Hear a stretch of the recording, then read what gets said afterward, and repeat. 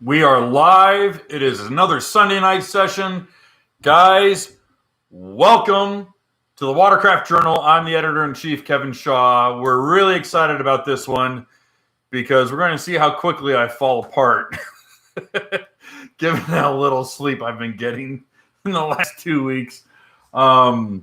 This is kind of a massive recap of an insane week and a half in the watercraft industry. So there's a lot to go over. There's a lot to talk about. So I want to welcome everyone. We're jumping up really quick. We're already out of the gate pretty strong. The big thing today is I don't want to end this video with, I'm going to say it, I want 300 likes. If I'm going to do 3 hours, I want 300 likes. All right. So if you guys are on board, let's get this to 300 likes before I tap out or fall over into the fetal position on the ground, because this is a lot of work. Guys, thanks again for tuning in. We're really excited to do this. This is going to be a really fun, long-winded, obnoxious video that I will eventually be cutting up into 100 little pieces and sprinkling out throughout the next month or so. But for the time being, we're all buckled up. We're going to have a good time today. I want to talk about a little bit of business before we get rolling. So first, if you haven't seen, our admin, Cody, has us pinned at the top of the super chat that if you haven't already, definitely get your Don't Be an Ask with a K, Don't Be an Asshole t-shirt. We did figure out that when we did launch the Don't Be an Asshole shirt, that amazingly enough, I guess XL, XX, and XXX wasn't available in the men's sizes. The women's sizes are fine. The women's sizes are all like extra small through like XL. But for the men, for whatever reason, it ended at large. So we went back in and we made sure that we got a regular comfort style t-shirt, and it is now available from small all the way up to, I think, XXX or 4X. So we do have everyone for the Don't Be an Asshole shirt. I'm making sure to over-pronunciate the K. Don't want anyone flagging us for being salty language. So it is Don't Be an Asshole shirt. So that shirt is ready. And it's available. We have the hyperlink at the very top of the super chat. You can also see it at the bottom below every video that we publish. Every video that we publish, you'll see, if you scroll down, you'll see the title and the author, and then there'll be a kind of like these little icons of t-shirts, and the first two are the men and women's version of the Don't Be an Asshole shirt. So if you guys like it, go check it out. That is going to be something really cool. And a lot of you guys were asking about a UV long sleeve shirt. I have been talking with some of our sponsors, some of our partners, and they do think that a long sleeve UV shirt is possible. So we will be definitely working on that and having that. I just don't know how quickly it's going to materialize. So for you guys who've been waiting for one, give us a few more months or at least a few more weeks, and I'll definitely have an announcement, whether it's happening quickly or it's going to take a lot longer. But we definitely want to come up with a UV long sleeve shirt. A lot of people really want that. We got a super chat. Michael Shortino comes in. He says, so I was interested in the 2022 FX SVHO before the new one came out. Does the extra weight compromise the new FX with the SMC hull versus the 21s? And what are the thoughts on the RXP versus FX for Lake Ontario? I would definitely go with the FX for Lake Ontario, like 100%. Michael, I'm going to get to like hardcore details on the FX. So normally I would definitely say oh, hey, or let me spend some time on your super chat. But because we have more and more people coming in, I'm definitely going to detail everything. In fact, there's a lot of questions coming in about minutia that I'm going to get into. So guys, I'm going to get into it. And I'm probably going to answer your question before you even ask it. I'm that good. No, I'm joking. Okay. So that's more information. Upcoming video. So we're hoping by Wednesday to have a whole 10-minute video dedicated to the Yamaha Rec Deck accessory, the Yamaha Rec Deck accessory platform, all of the different accessory packages. That is the standard Jetfish package, the premium Jetfish package, the towing package, and the lounging package. And we're also going to do a review on the 2022 FX high output. That one was in, I don't think they call it mint, but it's kind of like a light pale blue, charcoal gray, and predominantly white. It's the same unit that you saw in all the test footage or all the video footage, promotion footage that they put out. I rode that ski for a day. So the new FX, just to clear the air, all Yamaha FX WaveRunners now have a traditional style SMC fiberglass. All right. Either Nano XL 1 and Nano XL 2 for hulls are gone. Poof, they're gone. All right. Same hull shape, same mold, different material. I will get into more information on that. Just give me a minute. So that's coming out this week. We're hoping for Wednesday, unless there's some edits that I want made and I want to kind of shove more stuff into that video, then it'll be pushed back a day. But expect it for Wednesday. So that's going to be the big push. Okay. Then we got we definitely have a big thing coming up. And that is that for those of you who picked up on it, we did surpass 15,000 subscribers here on the YouTube channel. So that is a big deal for us. That was a big goal for us. And I know we were talking and teasing about a giveaway for that and getting some people involved. Unfortunately, the companies that we wanted involved, who are awesome, Slippery and HydroTurf, and along with the OEs, quite frankly, everyone was so stressed out with the new reveals and then getting their 2021 and 2022 product lines lined up that everyone was kind of telling me, can we wait? Can we wait? Can we wait? And I was bummed about it, but I'd rather do it big than kind of half-assed. So what we're doing is we're going to push it back to 20,000.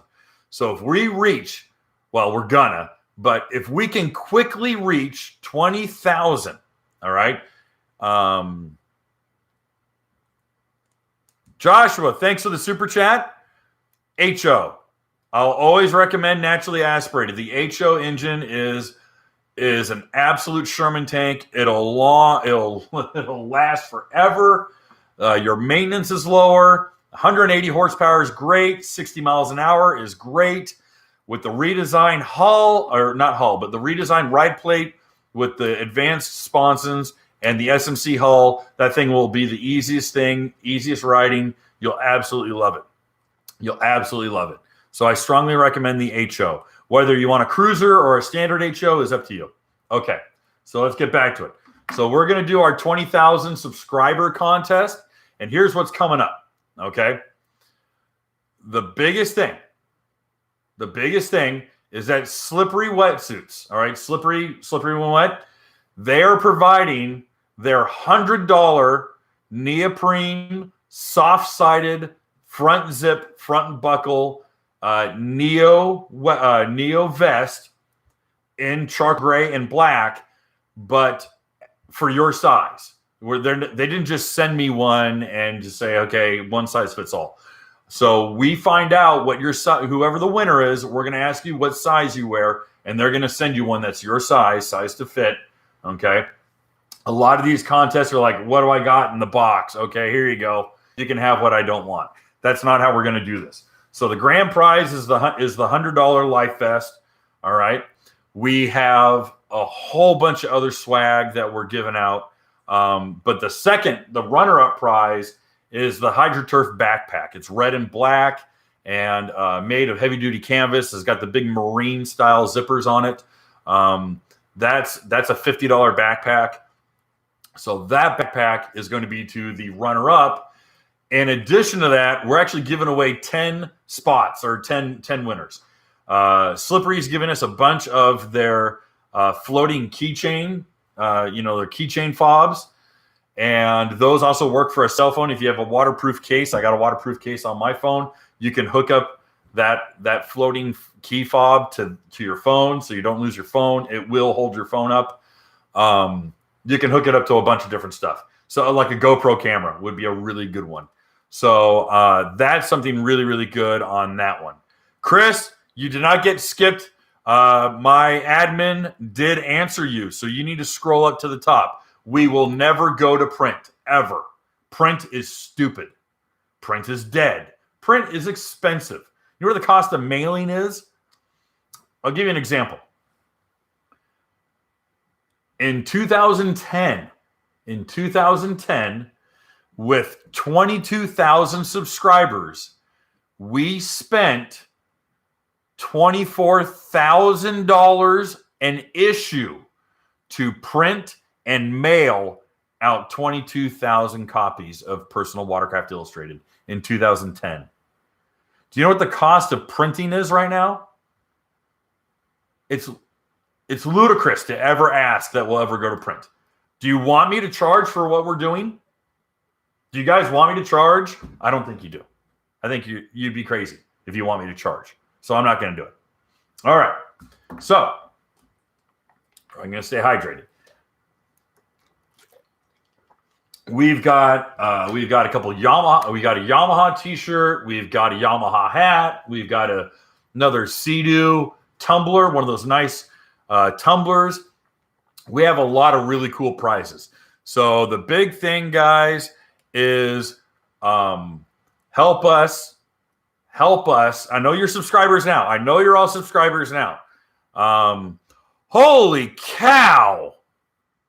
We just got a super chat of $100. Thank you very much. Holy cow, that's amazing. Thank you, guys. Really appreciate it. Okay, so we're definitely trying to push to 20,000 subscribers, okay?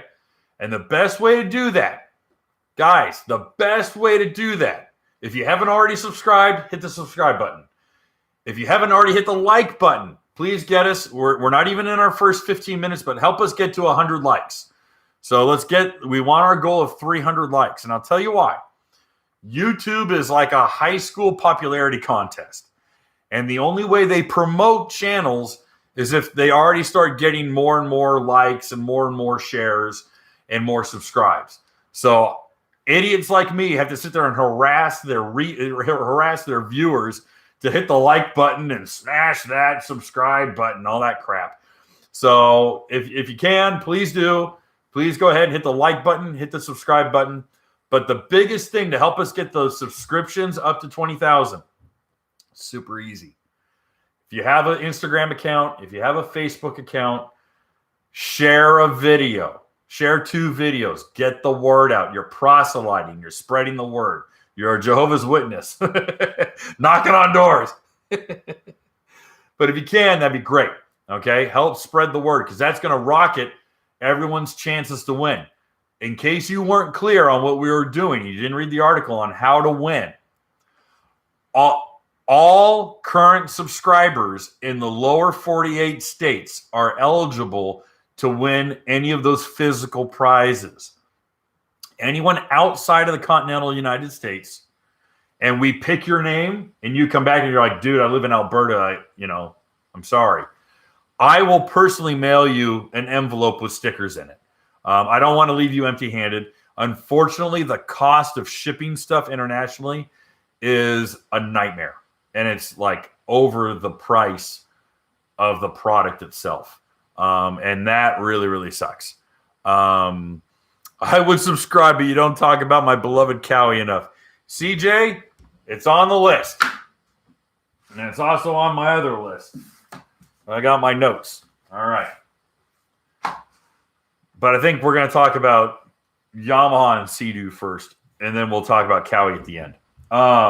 So let me get my big cross-off pen. We're going to check things off my list. Welcome. 20K prizes. T-shirt, UV shirt, Rec Deck. Oh, I got something fun. So it was confirmed, like hard confirmed, that all of the OEs watch the Watercraft Journal YouTube channel, read all the articles, and apparently they're reading all the comments. They're scrolling down through all the comment section. And I and two of the guys who help out with the YouTube channel, we all three of us answer. When I answer, I usually put like a little slash with a K, just like, signed Kevin. And I don't know. We try to have a little fun in the comment section. But I was told that one of the OEs was none too happy with a little bit of how loose we were with our opinions. So we're gonna kind of taper it down and be a little bit more mellow, just because we like being invited back to test ride stuff. That's unfortunate, but that 2 out of the 3 companies have a good sense of humor. They're pretty fun. We can joke, we can have a good time. One of them is really uptight, and that's okay. That's fine. I understand. That's corporate. But it is important that we have a relationship with our readership. So, and are able to facilitate content for them. So I kind of hit up the guys. I'm like, let's kind of dial it down a little bit and let's be a little cooler. So that's kind of going forward what we're going to end up doing. We got a super chat from Lucas. Lucas says 2022 GTX 300 and a GTI 130 for the wife. Wondering how these are for day late cruising. Also, any changes from 2021 to 2022. I will get into those changes. And I've talked extensively about the STX hull, or the ST3 Sea-Doo hull versus the GTI hull. I think you would really like the GTI 170. There's no physical difference. It's literally a tune on the ECU.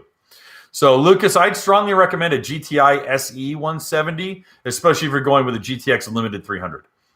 It's a little bit of a price jump, but I strongly recommend going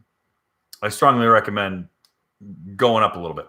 Okay, so it's good to know that the OEs enjoy what we do, or at least they watch. We appreciate them watching. We'd sure like to get a subscribe and a thumbs up from all 3 manufacturers and your social media staff. All right, so let's do this diplomatically.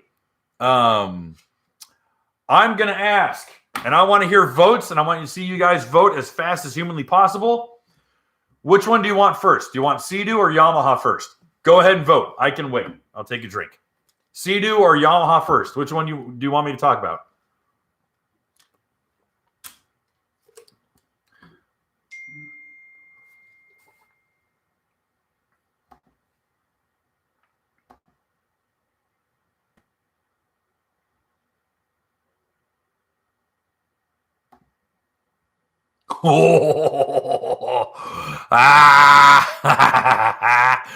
Let's see here. Yamaha, Sea-Doo, Yamaha. Guys, I think we're going Yamaha first. I wanted to be fair. By the way, we put up a poll. Okay, stop voting. You're good. Stop. Jeez. Okay, I got it.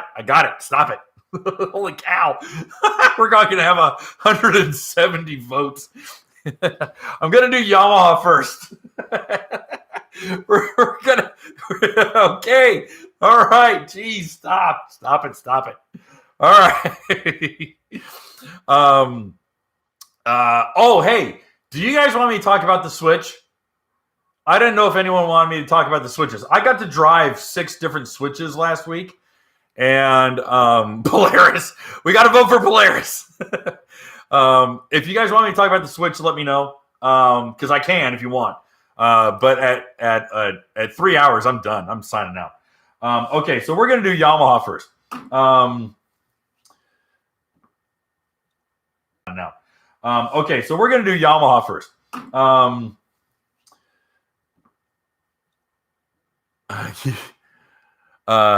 Yes, I would love to hear about the Switch. Talk about the Switch. Okay, I'm going to do Yamaha first, all right? I'm going to bring up everything. Let's see here. I had some stuff ready. Okay, so let's talk about Yamaha. All right, and I'm going to follow their list. I'm literally at Yamaha WaveRunners.com/all WaveRunners. Okay, and we're just going to go over everything here. So, the rumors were coming into the year. All right, my 78-year-old father is texting me right now. I think I should turn off Messenger. All right, I'm going to quit Messenger. All right, so before I put my hands on the Yamaha stuff, I had a really, really good idea of what was coming out. There was quite a few leaks. Quite a few people were reaching out to me and letting me know. I did not get any. I didn't get any pictures, but I got really good descriptions. And what I knew was that Yamaha was never going to dedicate a wave runner to fishing or to towing or to anything. That's not their style. There's no corporate culture inside of there that says that we're going to do this one thing. We're going to pigeonhole one unit. And there's pluses and minuses to that. Like, for example, I think there was a study that had said that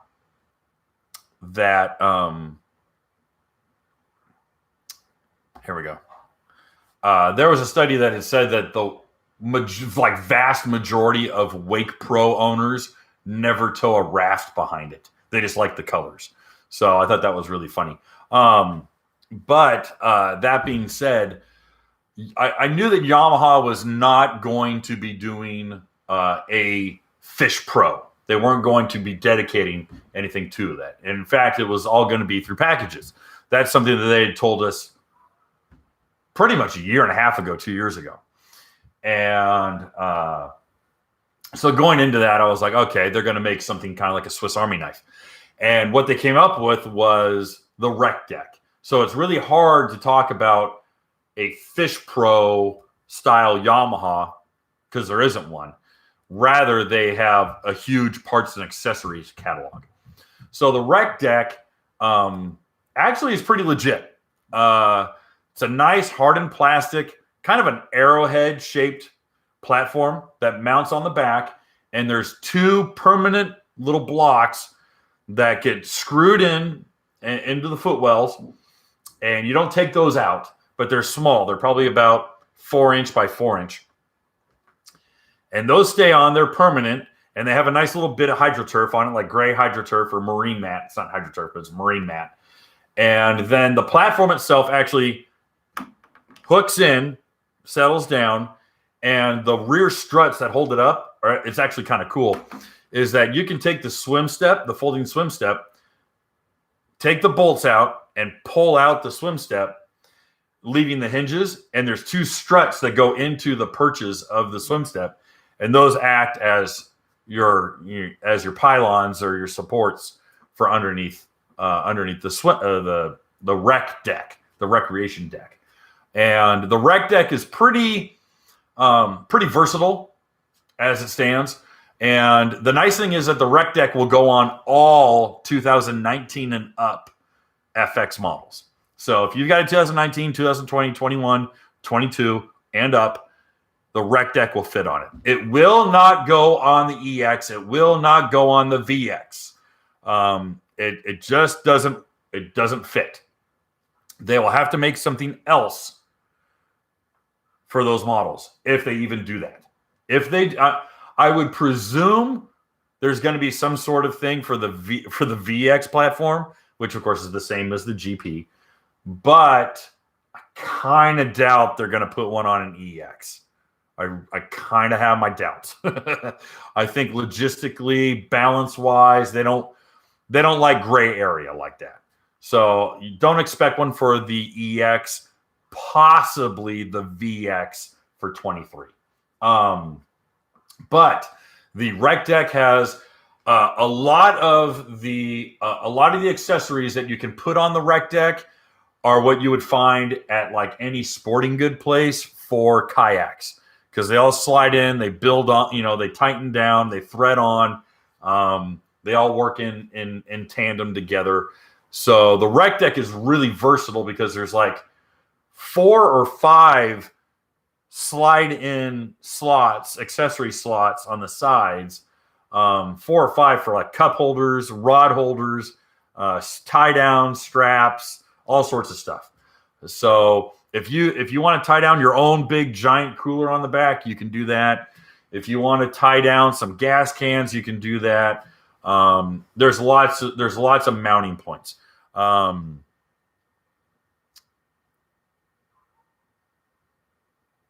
Oh, got a good super chat from Paul. Paul says, I'm building a Fish Pro into long-range British Columbia coastal cruiser, more islands, less offshore for ocean camping. I guess the Watercraft Journal's fuel tank is no good for Sea-Doo. Unfortunately, in 2012, Sea-Doo changed how their gas tanks are ventilated. And when they changed the ventilation process, they went to a closed loop ventilation system, meaning that it breathes through the gas cap and there isn't a dedicated vent line. When they changed that, our kit no longer works. So if you have a pre-2012 Sea-Doo, totally. But, Paul, very good question. What I recommend is Sea-Doo has a new platform. It's a new plate that can hold 3 of their jerry cans, 3 of their Link-style jerry cans. And that, what does it hold? It holds 4.5 gallons. That puts you over 13 and a half gallons. So that's a lot of extra fuel, is 13 and a half gallons. In fact, that's how much our tank holds. So I think you'd be in good shape if you just bought through Sea-Doo Accessories the new platform. It's a Link super platform. That is this. I mean, it's actually really trick. I saw it in person and messed with it. It's really cool, and it literally holds 3 different Link accessories on there. So you could be Captain Cooler and bring a bunch of coolers, and it'll fit it. Or you could bring a bunch of fuel. So I suggest you try the extended Link the platform plate that they're selling. I don't know the official name of it. I'm sorry, I don't know. I can't remember the name of it. But it's, Justin's already talking about it. So that's your option. Okay, good. So I would suggest that one, Paul. That would be a good one. Okay, back to the Yamaha Rec Deck. So one thing, and this is just the bare deck, and that thing's $1,000. It's $999.99. And that's US. There's 4 fold-down eyelet, I say eyelets, but they call them cleats. 4 fold-down cleats. And those you can not triangulate, but you can cross-connect and tie down a bunch of stuff on that one. In fact, there's a lot of room on the back of that Rec Deck that I was kind of like, dude, you could bring like a ton of camping gear. Like if you wanted to camp out on the water, like not on the water, but just ride to a destination and bring like a Coleman, like a cooler and a Coleman grill and, a small tent, you could really load up an FX and just disappear. I think that'd be really, really cool. Like, I want to do that. So that actually was pretty exciting. And I'll tell you what, here's what's interesting is that the slope of the factory FX swim platform goes down like this. Well, the Rec Deck sits above it. So it has all this room. Well, what's in this room? They literally went to their boat division and got their collapsible aluminum swim ladder, and it fits in there perfectly. So it slides out and drops like 4 feet, like 4 feet deep. It's rad. And I used it. I used it with the premium Fish Pro package. I said Fish Pro. I'm sorry. I used it with the premium Jet Fish package. And boy, I'm going to get in trouble for that one. Sorry, guys. Slip of the tongue. So, and I climbed up on it. I mean, like, I jumped off and climbed up, and you can get it right up over the cooler. It's very easy because the cooler has handles on it. And it's, and I'm not a little dude, so like I climbed up it, and to turn around, you just lean over and it folds right up and it slides right in. It's super duper easy. It's really not difficult at all. I know some people are like, oh, it's a pain in the butt. Oh God. Blah, blah, blah. Don't worry about it. Never start your ski in shallow water, folding long ladder. Yeah. Well, again, 3 feet deep or more. So anyhow, the folding ladder is I thought was a cool touch. It's a cool accessory. It's part of it. Now, getting into the weeds, and I'm going to be eating into a little bit of my video that I got coming out on Wednesday, is the 4 packages that are available for the Rec Deck. And this is for all FX WaveRunners. Number 1 is a base fish, a jet fish package. It's a cooler, 2 rod holders. All right, very, very basic. The rod holders mount to the Rec Deck. All right, they hard mount to the Rec Deck, and then you have the cooler with a couple straps on it, motorcycle straps, not ratchet straps.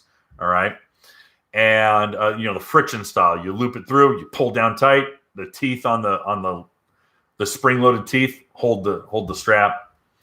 I like motorcycle straps. I've never had a motorcycle strap give loose. Matt, thank you very much for the super chat. He asks, what's the limit on mods where reliability, usability becomes affected? Riva Stage 1, Stage 2, JP Racing Stage 1, Stage 2. I personally would not go past the Riva Stage 1.5.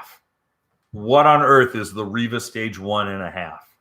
The Riva Stage 1.5 is what they use on their limited edition packages. All right. It's also what they call their limited package. It's also what they use for Aqua X. But you'd have to call and ask. But that's where I would draw the line. I mean, you're doing 84. You're doing 83, 84 on an RXPX, and you do 85 on the TX because it's a more slippery hull.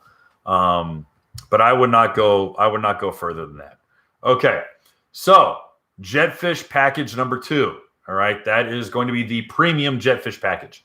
The premium Jetfish package has their new multi-mount accessory mount package. And that is it's a base plate that has some, it almost looks like a chair. It's got more marine mat in the middle. It's got some slide out locks. And that one will take the same size cooler. We'll take a bigger cooler. It also will tighten up to a shorter cooler. And because it slides in and out, there are tension locks on it. That thing is absolutely covered in holes. I mean, not like bad holes. I'm talking accessory mount holes that you can attach things in any which way, any position. You can tie straps down through it. It's aluminum, so it's lightweight. It is lightweight, I promise. It's maybe 18 pounds. I think it's 18 pounds, if I'm not mistaken. It's It's a lightweight, black powder coated base. Oh my gosh, like base accessory. And that lashing straps, is the technical term, lashing straps. Thank you. So that's actually really, really cool. The mount of the rod holders now mount to the size of that. So they're higher up, which is good because you can mount them for trolling. You can actually pivot them out and you can troll at slow speed and work perfectly. And people did ask me, they said, well, hey, I'm really bummed that the FX, that Yamaha doesn't have a dedicated fishing wave runner because of the other accessories, and primarily being low speed trolling modes. And that was a very good question. I stopped and I thought about it and I was like, well, wait a minute. I said, Yamaha's no wake mode starts at 4 miles an hour. All right. It says 5, but if you literally GPS it, you're going like 4 miles an hour. So your no wake mode can bump you up to 9 miles an hour. Then if you need to go slower, there's TDE. TDE. All right. And TDE is what you would normally use to go about 1.5 miles an hour through a tight dock. And Yamaha was using that primarily for people who are a little more uncomfortable going at, using their throttle trigger going through a marina. Well, TDE, all you do is you just hold that button down and it fires up. And you can hold the up or the down and you're using your trim setting. And you can go 1.5 miles and you control forward using TDE. So basically the problem is that you do not have control of 1.5 miles an hour all the way up to 4 miles an hour. So if you've got to have 3 miles an hour, you're in trouble. I don't know that many people who are super specific about that, but I'm just saying you have options. And they're all baked into the Yamaha. So that really worked out. None of the fishing packages include the Garmin GPS, the 7-screen Garmin Fish Finder GPS. Those are all sold through the accessory program or accessory package. The parts and accessory catalog, I should say. Another super chat. Mr. Texas, you said the FX Cruiser bolster crowds you. I'm 6'2". Also, does the VX Cruiser seat crowd you as well? I'm torn between the VX and the GTI. I like the 18-gallon tank. Well, thankfully, both have an 18-gallon tank. So you're in good shape there. Wait, does the GTI should have the 18.5-gallon tank? Yeah, they should. Okay. Wow, you caught me there. It doesn't really crowd me because I don't sit in it. I typically sit on top of it. But I sit a little further back unless I have my kids with me or my wife, and then I'll sit in it, and it's okay. So that is really as much of an answer as I can give. That's not very great. I wish GTI has a 15-gallon tank? Does it really? Guys, am I wrong on that? Holy crap. I've got so much stuff crammed in my brain over. Let's open up GTI and look at it. GTI. I'm not a big fan of the OE's websites. They're not terribly easy to navigate. I mean, I'm okay with it, but political writing modes. Just give me a specs list. I just want a big, giant specs list. No one gives you just a nice, easy, full specs list. Features. I don't want features. Packages and specs. All right. Well, here, GTI 130. Capacity. Fuel capacity, 15.9. I'll be darned. You guys are right. I'm thinking of the RXPX. I got an 18.5 gallon in the RXPX. Sorry about that. Clueless. I don't know what happened. All right. So, yeah, the Garmin GPS. What's neat about the Garmin GPS is that they have a new bracket for it that's got like this kickstand, and so it offsets the big Garmin, and it's not going to rattle anymore because that kickstand's got a rubberized perch, and it presses up against the fairing. It's not permanent. You can detach it, unplug it, pull it off. You can put it in your truck if you don't want to ride with, around with it. It's not permanently fixed. And so that's something that was really cool that I liked about that. So you could totally kit out your FX. It could be an SVHO. It can be a HO. It could be a cruiser. It could be a limited. It could be whatever the hell you want. And you can kit that thing out to be the gnarliest jetfish Yamaha that your heart desires. And that was something that I really liked, was the flexibility and kind of build your own PWC fishing watercraft. The other two accessory packages is the lounging package, and the lounging package has a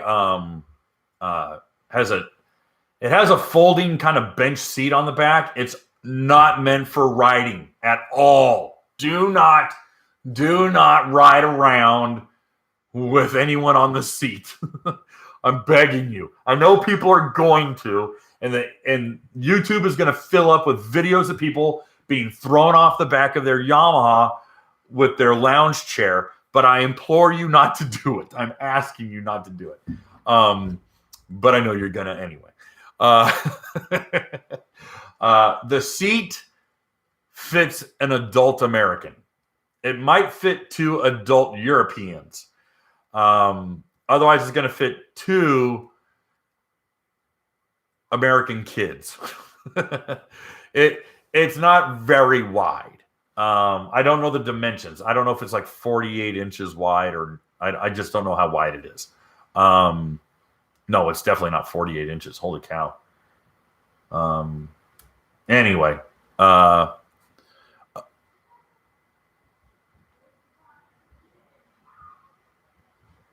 Luca asks, on your videos, you say, do not put a deposit down. But if you were to put a deposit down, what do I need to guarantee?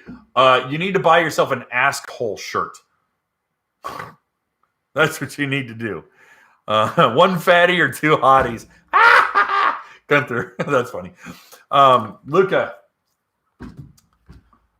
I have no faith in dealerships. Let me back up. I have faith in very few dealerships honoring 25 inches. Yeah, thank you. It's not very big. It's 2 feet. It's not big. So I really don't recommend putting a deposit down. All right. I recommend you showing up with a big wad of cash in your hand like you're a roller and saying, hey, I saw the truck come in. Here's $5,000, finance the rest. Okay, great. There's people who are trying to do zero money down. There's people trying to do $500 down. The dealership wants to pay their sales team. So show up with quite a bit of cash. The more money down, the better. And show up when that truck arrives. That's my best suggestion. Okay. Tum Tum writes with a super chat of $10. I'm supposed to pick up my 2021 GP 1800R HO. I've been watching your coverage of the next year's models, but nothing is really standing out that is worth waiting for. Am I missing something? Get your 21, dude. Nothing changed for 22 for the HO. Get your 21 and have a ball. Ride it all winter long. Do it. Okay. So let's get back to the Rec Deck stuff, and we'll get into the FXs. So the other two, there's a lounge package. Lounge package has the seat, bolts in. It's a neat little unit. You can extend the swim. You can extend the swim ladder out horizontally, and you can lock it so you can put your feet on it, and so you can really stretch your legs out. I mean, if you're the kind who just like finds a cove and weighs anchor and turns on the radio and just listens to music, this is the thing for you. Like 100%. All right. Yeah, we don't have winter. That's my point. Ride it all winter long and make the rest of us feel bad. I ride in the ice. You guys have seen my videos and pictures. I ride when there's ice out there because I'm insane and I suffer for my art. Anyway, the last one is the towing package. It comes with the raft, the inflator, tow rope, some straps for that. That's the most affordable package. I think that one's like $200. And that kind of gives you all the different official accessories of the Rec Deck. Again, full video coming out Wednesday. Number 2, what did they do to the FX? All right, I'm gonna do this one backwards. I'm gonna do this one backwards because they absolutely buried the lead on this one. I'm more interested. This is me. This is from the holy book of Kevin. This is not scripture. This is not the word of God. This is this is me. And that is, I'm more interested in how a PWC rides and tracks and how it behaves in the water 100 times more than the gauge cluster, or it doesn't have GPS, or can I play my music through the dashboard, or blah, blah, blah. Or can I make a phone call? Can I take a text? That stuff's cool. That stuff is cool. And that's where we're going. That's the future. I understand. But I'd rather have a better riding machine. That's me. So when I say they buried the lead, I'm being superfluous. But it came up as an aside, not even in the official presentation, that Yamaha changed all of the FX hulls from Nano XL 1, which was on the HO series, and Nano XL 2, which is on the SVHO powertrain series, to SMC fiberglass. SMC fiberglass is traditional laid and injected fiberglass. Okay. Now, to be honest, both Nano XL and Nano XL 2 were closed mold, injection molded fiberglass. They were, by definition, SMC. Okay. So, hey, David paid, and his question isn't answered. David,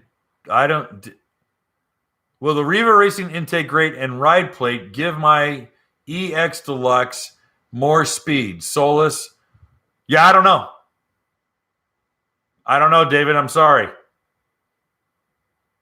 I test rode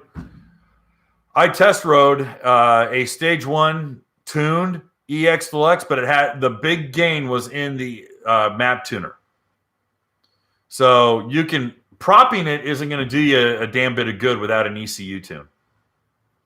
So that's really where the money is. That's really where the action is. So you're kind of barking up the wrong tree until you tune it. You got to put a tune on it. Because 100 horse isn't enough to spin the RPMs to change. You're going to change the prop, and you're going to be tacking out, and you're going to get less speed. All right. The intake grate and ride plate will give you better hookup and get a little bit more hull out of the water. But you're probably, with the intake grate and ride plate, you'll pick up a mile an hour.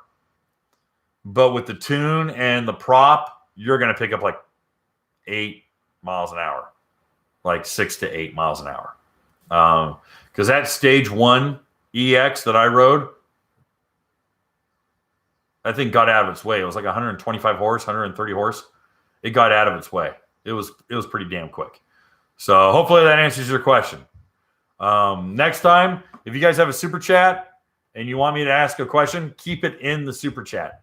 Otherwise, I'll pass right over it because it looks like a donation. Okay. So Here's what Yamaha did, and I'll tell you why they did it. Okay. SMC fiberglass, traditional SMC fiberglass. All right. The fiberglass that you and I know and love from the 1990s all the way up through the 2000s. Okay. SMC fiberglass. Ethan, I'm not going to be answering that question. I'm not going to be answering that question, Ethan. And you've asked it 3 times. I'm sorry. I'll come back to it, but it's going to be in the question and answer series. So please stop asking the same question, buddy. I'll get around to it. Unless it's a super chat and you want me to stop what I'm talking about. It's kind of how we operate here. Okay. So let's get back to the Yamaha thing because everyone voted. We're talking about Yamaha. So why Yamaha changed to SMC fiberglass is multifaceted. There's a few reasons why. Number one, it is not because of material costs or material supply. They have SMC fiberglass in abundance because of their boat division. All right. And they weren't running out of Nano XL or Nano XL 2. It was primarily because of the ease of repair. All right. Ease of repair. It's a lot easier for any shop to repair SMC fiberglass than it was Nano. There were cases, not many, but there were cases of repairs of Nano XL not bonding, not adhering really well. Number 2 was that Nano XL absorbs and it absorbs impact better. So people who were running into something, people who were crashing, those people, they were experiencing really bad failures with Nano XL, primarily Nano XL 2. Nano XL 2 was a lot thinner. It's a lot lighter, okay? It was a 40-pound weight difference. I mean, it's considerable. It was like 36 pounds lighter from Nano to Nano XL 2. All right? It was about 36 pounds. And that's a lot of material. That's a lot of heft. And when you run into something, you run into a rock, you hit the dock, you hit your trailer, you run into someone else, God forbid, that thin material would hurt. That thin material would receive a lot of damage. And Yamaha was like, how do we mitigate that? How do we get people to have a better owner experience? Well, let's toughen up the ski a little bit. And that decision resulted in them saying, we don't have to spend $1.5 million for a new mold because the mold is the same. That's good. We use all the same material that we're using for our boats. That's good. Cost savings. And we add a little bit of heft and a little bit of thickness to the hulls of our FX WaveRunners, and we get rid of all these problems. The other big problem was that the Nano XL 2 hull, being thin, it was strong. Don't get me wrong, it was strong. People would hit things, but they wouldn't puncture the hull. And the interesting, or it was an unfortunate side effect, was that the paint would crack. And they had, that was a big problem. And by the way, the Titanic, it wasn't the hull that couldn't hold up. It was the rivets. That's a pet history subject of mine. They used pig iron for the rivets, and the rivets all popped their heads off upon impact. Anyway, so I don't know why I diverted on that one.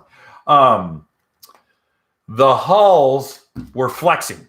They'd flex, and they'd give. Well, unfortunately, the paint couldn't flex and give as much as the hull did. And so the hulls, the paint on the hull would start to show cracks and spider web. And if you hit things or if you ran up the bunks of your trailer too quickly, it would burn the paint. And that paint would peel away and finally delaminate. So Yamaha's like, all right, what do we do? How do we fix this? Well, get a hull that doesn't flex. And so the paint adheres really well to the SMC fiberglass, and it doesn't flex, so it's not going to crack, it's not going to split. So right now, they're very confident that the hulls are not going to show a lot of the wear and tear and a lot of the distress that previous models were showing. And that's a really, really good thing. So when I talk to a lot of people, they all said, listen, this is a massive win. Like, this is a massive win. This is the right direction. And people go, what about the date? Oh my gosh, the weight difference. Oh my gosh, the weight difference. Oh, what are we going to do? And they all get all Twitter-pated. They all get all excited about, the weight difference. Oh my gosh. Yes, the weight difference from the 2022 to the 2021 is 40 pounds. It's 40 pounds. That is for the SVHO model only. The SVHO model is a 40-pound weight gain. How much is the weight gain for the HO? 4 pounds. That's it. Just 4 pounds. Now, the top decks are still Nano XL for HO and Nano XL 2 for SVHO. So the top deck is still the lightweight stuff. There's also another change that they made, and that was with the inner liner. They redesigned the inner liner. Well, they didn't redesign it. Excuse me. They recast the inner liner to a lighter material. They were able to shave off a little bit of the weight gain there. So that's good news. That was something that I thought was a smart move. I don't see anything with the inner liner breaking or giving way because it doesn't have the stress that the hull does. So I think they just were trying to mitigate as much weight gain as possible. Because again, SMC is a lot heavier. All right. Everyone complains about Kawasaki being heavy, but you never see Kawasaki's delaminating or cracking hulls. There's a reason. Okay. So big change under the bond line for Yamaha. Two other things changed below the bond line. Number one of these two is no, we already know that the Kawasaki STX will not have the reverse. Oh, we did the press release on it. Guys, we did an article in 2022. Kawasaki is only going to have the reverse on the supercharged Ultras this coming year. The reverse will show up on the other models later. We did an article on it on the Watercraft Journal. You should subscribe to the Watercraft Journal. All right. So the first of these two changes, the first of these two additional changes are first, they moved the sponsons up 50 millimeters, which is about 2 inches. And the reason for this, they use the term hull packing. All right. Hull, Hull, hull packing. Well, hydrodynamically, what it basically means is drag. And they found, according to Yamaha, that with the new hull and the new ride plate, which I'll talk about, the sponsons would produce a lot more drag. So they said, well, if we move them up 2 inches, they engage a little bit. They engage in a corner because the FX has a really nice inside lean in a turn. Something that a lot of 3-seaters simply do not have. Full-size 3-seaters don't have.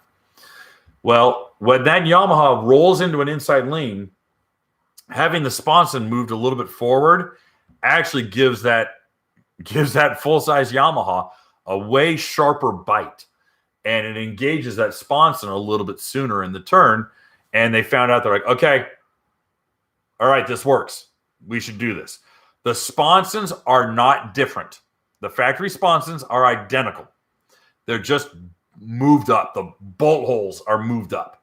Can you do it to your previous model? I strongly recommend that you don't. I do not like anyone drilling holes in their skis. That's kind of a rule of thumb for me. All right. So if you want all the benefits of the new FX, trade in and trade up. That's the best advice I can give you. The last one, which was really cool, and this one was fun because Jerry Gaddis, Greg Gaddis, and I like jumped all over each other trying to be first to check it out. The ride plate, the new cast ride plate that they got. The new cast ride plate. I'm literally talking about that right now, buddy. This guy's like, can you talk about it? All right. The new ride plate. If you looked at the previous year's ride plate, it was literally a 3-angle piece of cast aluminum. There was very, very little as far as any sort of aggressive hull direction on it. I mean, it was a flat piece. I mean, it just went like this and a flat angle. And the hull, wow, I'm fumbled. The ride plate for the previous models intentionally put that ski nose forward so it'd slow it down. And they were just trying to force that ski to slow down because it was going too fast. Unfortunately, what it did is that it actually made it a very wet ride. I mean, people were getting hosed riding the FX. And you'd have to trim that nose way up, and that still wasn't counteracting the ride plate, which was forcing drag on the ski. So that was a problem. So what they did is that they said, well, listen, we have this new Connects GPS with a new GPS speedometer. We can better dictate the speed of the watercraft. Let's untether it. Let's pull the chain off of it. So they got a ride plate. It's similar. It's not identical this time. It's similar to the Riva ride plate, but there's some key differences. They've elongated the running surface, the actual wetted surface. They elongated that surface, and that elongated surface kicks up at the end. It literally goes like this. It's a 3-degree angle on it, and it gets pronounced towards the end.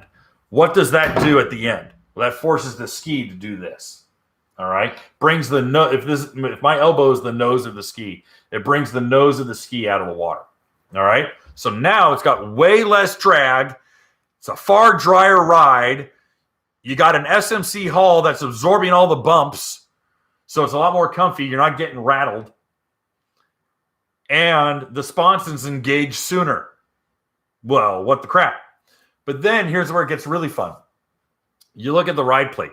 The ride plate, that 3-degree running surface, is flanked by deep cut skegs. What's a skeg? A skeg is a vertical blade that cuts into the water like this. So the ride plate has these vertical skegs while the running surface kicks up.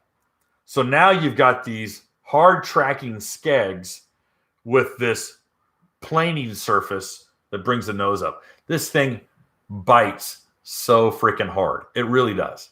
Like for stock. It actually felt like it actually felt like a Riva ride plate. We were both really, really impressed. Jerry and I were both really impressed. There's also 2 reliefs in it. Those are inverted chines, and those help a little bit with the very tail end tracking. So a lot of people who were concerned about having the sponsons moved up and feeling that they were going to lose a lot of tail end traction, don't. That ride plate, stock for stock, is a lot better. Like a lot better. Anyone who has a previous or a pre-2012, 2012. Oh my gosh, where did that come from? Anyone who's got a pre-2022 unit, just go get the Riva ride plate and intake grate. It'll, and the sponsons for that matter, that'll give you the best handling you could ever ask for if you don't want to trade in your unit, trade in your runabout. So that is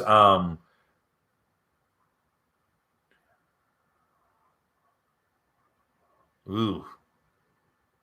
Tracy, I'm going to have to come back to that question because that sounds like a nightmare. I'm going to have to come back in the last hour because I'm going to dedicate the last hour to answering questions as fast as I humanly can. All right. So 2012, bond line down, that covers everything.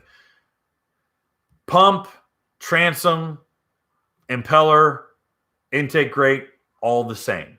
All right. What goes up? What's above? All right. Well, we talked about the Rec Deck accessory platform. Pretty bitchin'. Kind of a Swiss Army knife that lets you do a lot of different things. But here's what they redid. Here's what they did differently.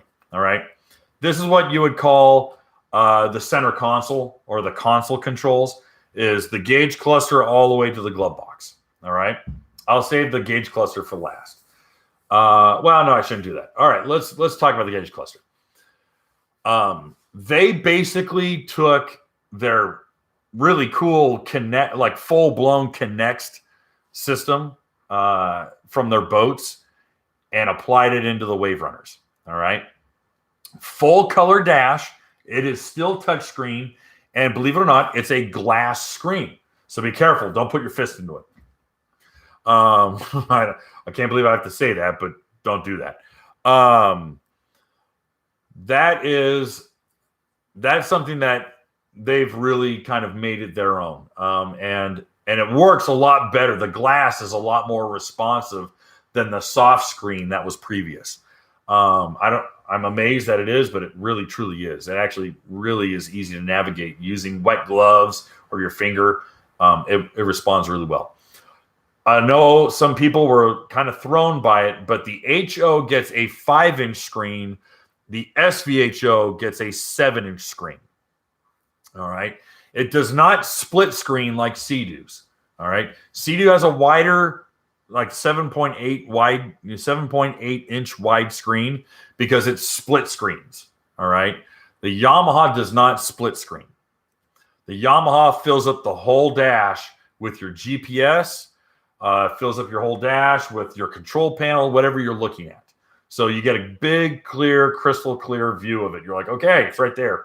You know, it's very easy to read. I did not get, it was a little overcast when I was testing these, but I didn't get any like weird glare. Only when I was trying to videotape it did I get some glare that I was not happy with. But visibility wise and reading it, it was really very clear. It was very nice. Has all the previous functions as before, but really the two big takeaways is when you sync your phone to the sound system and to the dash, the control pad that's below the handlebars, you can toggle through your songs and what audio controls you want. So that's kind of neat. That's right there. Got a super chat. Mr. Texas writes, the GTI has variable trim and the VX does not. We ride 2-up in a 3-foot bay chop. Does the VX really need the variable trim, or is the hull that good? Does the VX Cruiser HO have trim? Does it not?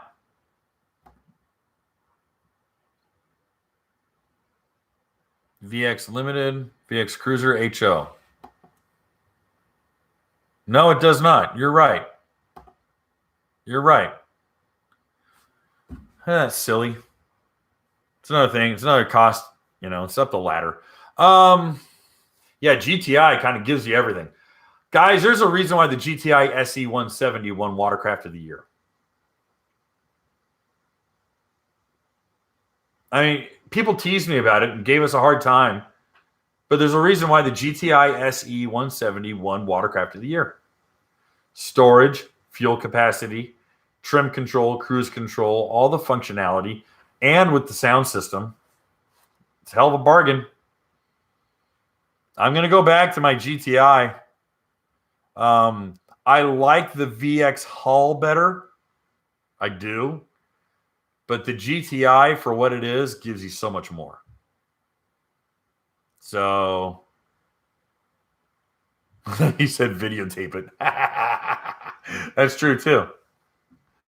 You know, like rewind your DVD. And just rewind it. Just rewind it. You don't rewind anything. Okay. It's like your phone's ringing off the hook. What hook? When's the last time you put your phone on a hook? Anyway.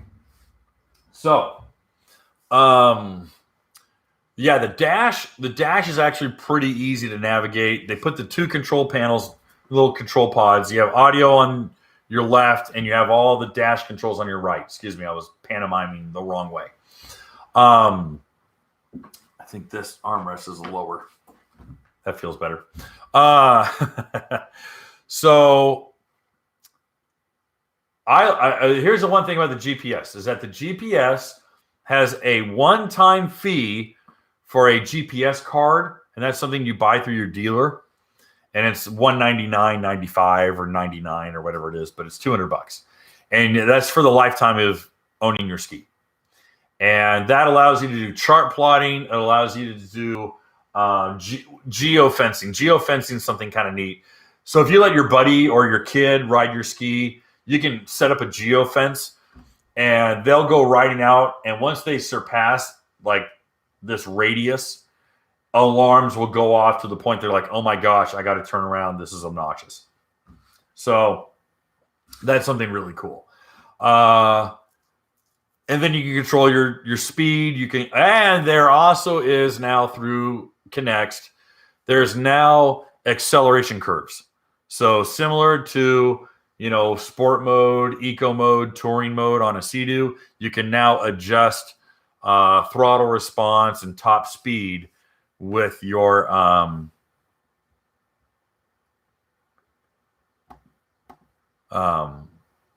it now can adjust that kind of stuff. So that's something kind of nice.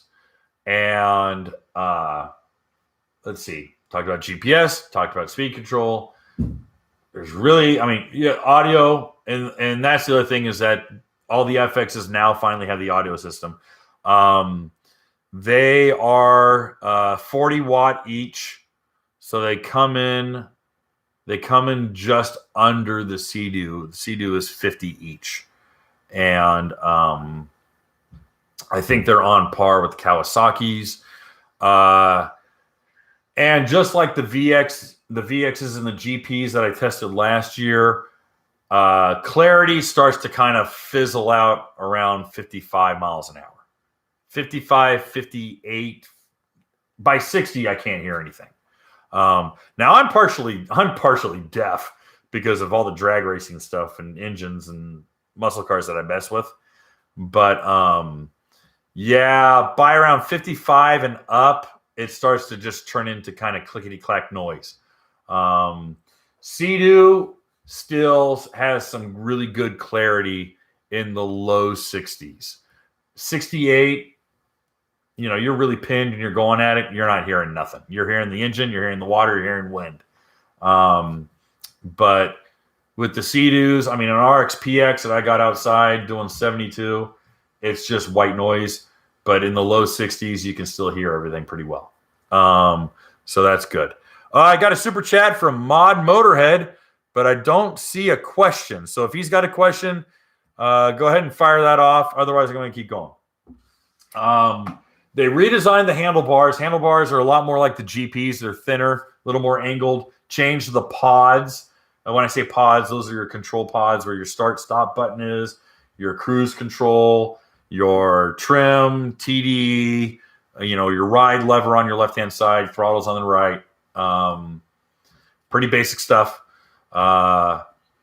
Then they were actually really stoked to show us these, where there was little hoops, little cast-in plastic hoops that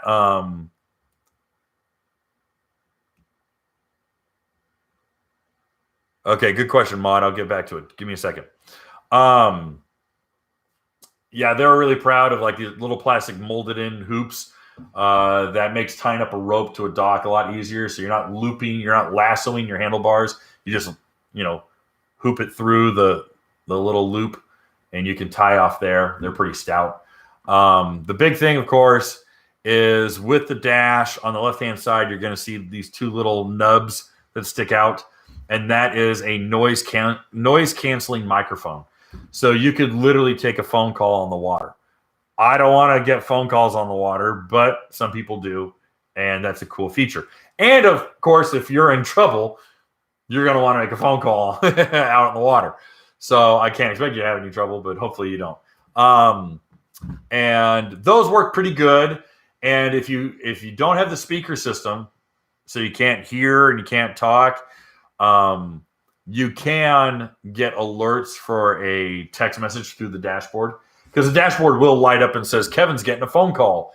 Do you want to accept it? And I can hit a button and I can slow down, and at like 30 miles an hour, they can hear me talking through the microphone and I can hear them through the speakers. Of course, that also means everyone else nearby is going to hear your conversation. So keep it clean. Okay. I am pretty much going to ban this guy.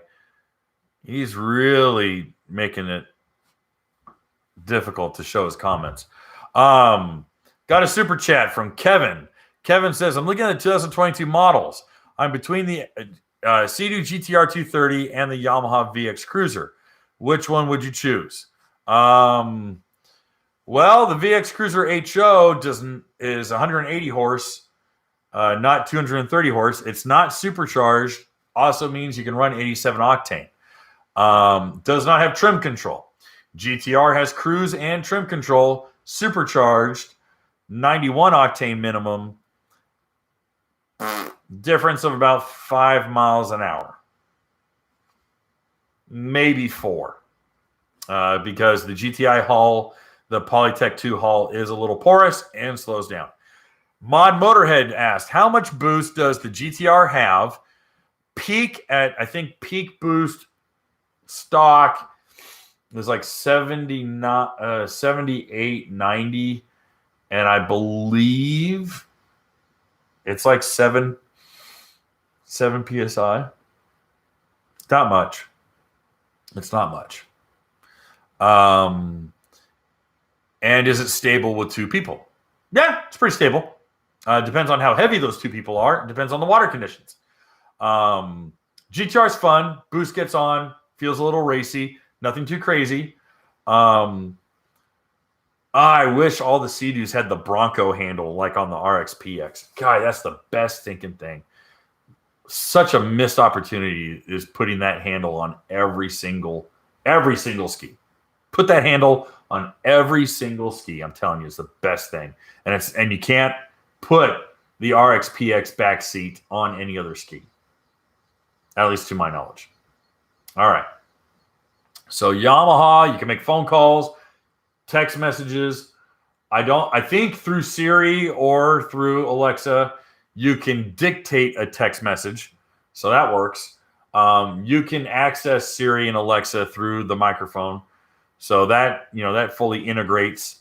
You can interface your phone through the dashboard. So that's kind of high tech. Let's see. Last thing is glove box.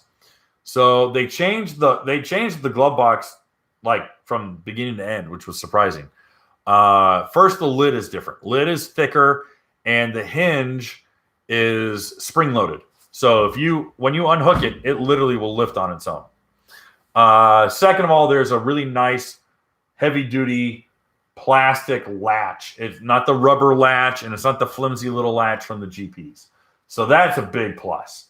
They have a nice, good locking latch. It hooks. I mean, it really gets in there, comes on strong. So that's really good. The VX did not lose weight. They didn't make any changes to the VXs besides paint. So I'm sorry, random, but there's no weight difference. All right, Gary writes, for max range water, compare supercharged, non-supercharged, reliability, efficiency, same cruise speed, recommended water, foremost comfort. No, that's a 2-hour conversation, Gary. I'm sorry. Best fuel mileage of anyone? Yamaha HO. Yamaha HO, pinned, wide open. Easy answer. Yamaha FX HO, trimmed up, pinned wide open. Best fuel mileage, best consistent speed. That's the best one I can get. That's what kind of fuel mileage would you get? I think you're over 6.25. And I've heard 6.5.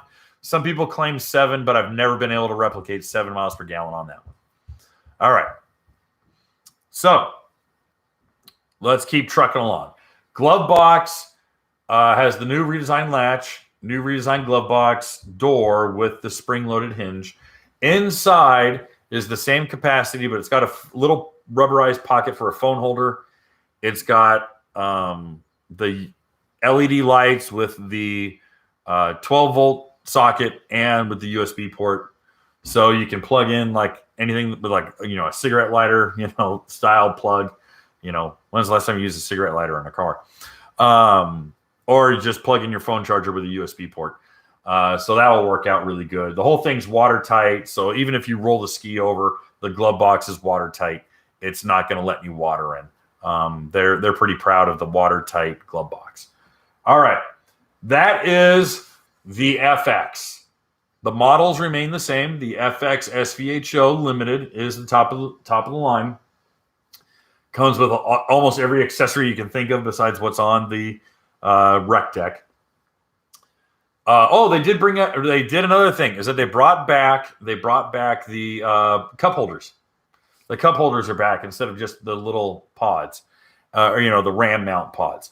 And those are nice because the RAM mounts are on the bottom of the cup holders, so you can still keep all of your RAM mount stuff. Or you can actually, bring a drink and there you go. You can do it. So that works out. And that really is the majority of the changes done to the FX series.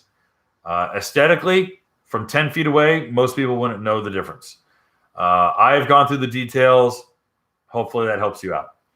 Running gear-wise, all the same. The engine's the same. All right. The HO makes 180 horse. The SVHO at 7780 is making 250. At peak for a split second, it's making 285, and then it immediately backs right back down unless you reflash it so that you unlock it, and that's the 8000, the stock 8000 tune, and then you're making, you're running 80, 60, 80, 40 RPM, making about 280, 285 consistently. So that's about the same. That hasn't changed. Nothing internally has changed. FX HO, FX HO Cruiser, FX SVHO, FX SVHO Cruiser, FX SVHO Limited. Those are your FXs. VX line has not changed. All right. The only thing they've gotten is colors.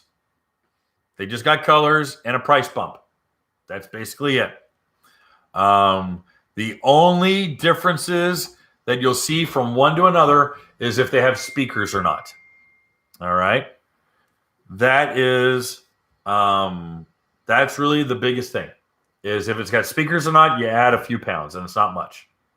It's like, I think the speakers account for less than 15 pounds. It's not much. They're not very heavy. But the speaker systems for the FX and for the VXs are factory installed. Having a dealer trying to put them in would be a nightmare. They're going to cost you an arm and a leg to do it. So if you're going to order one, order it. Make your decision now. Don't wait and change your mind later. It's going to cost you an arm and a leg, and finding a dealer who's willing to even do it will be tough. I'm just being honest. All right. So the VX line has not changed. The GP line has not changed. And let's talk about this. Yamaha, and I realize I'm an hour and 25 minutes into this. Yamaha, I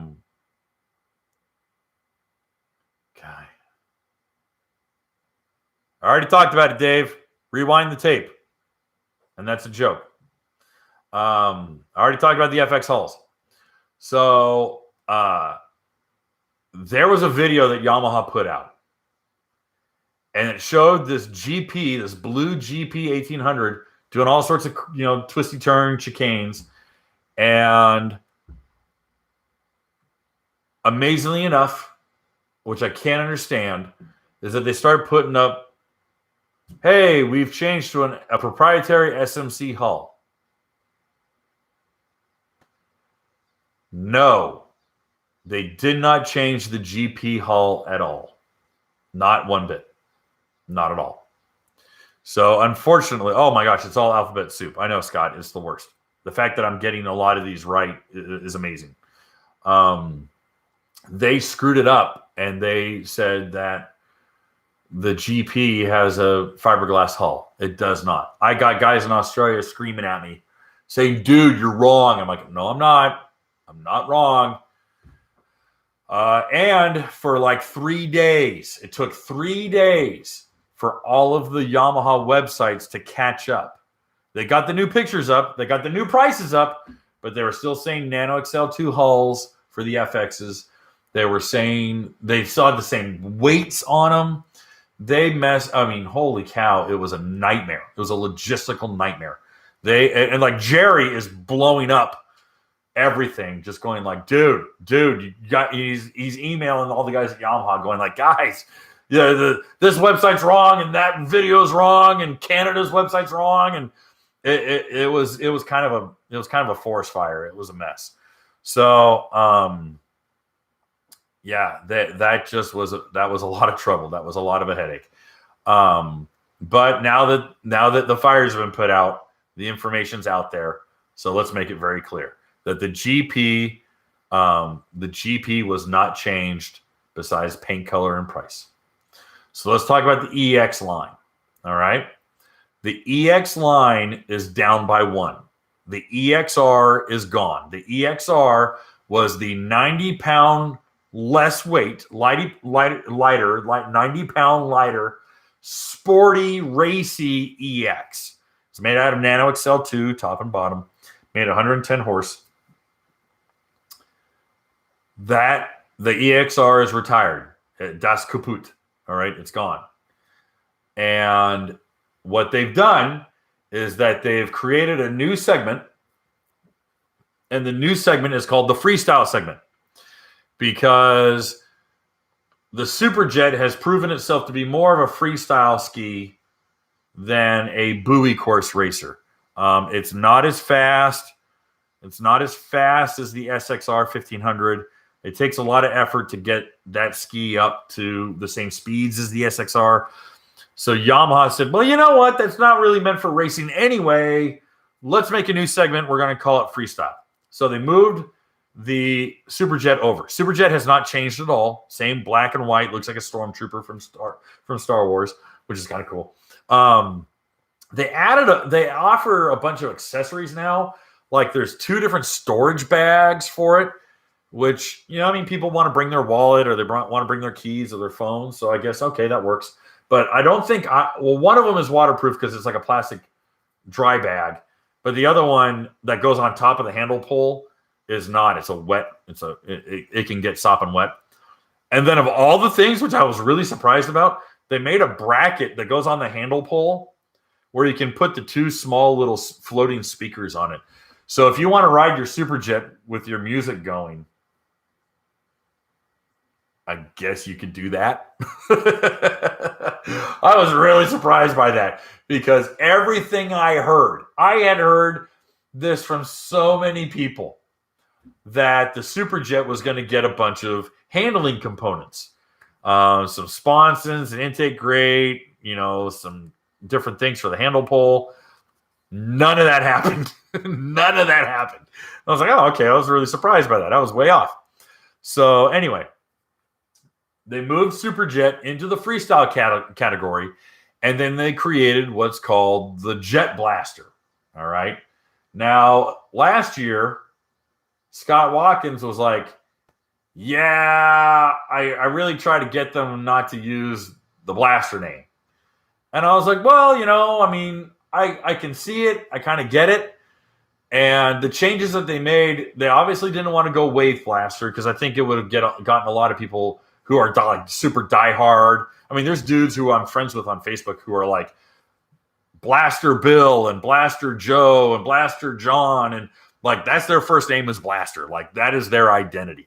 So I was like, well, you're gonna get a lot of those dudes. I'm like, those guys are gonna get real mouthy really fast.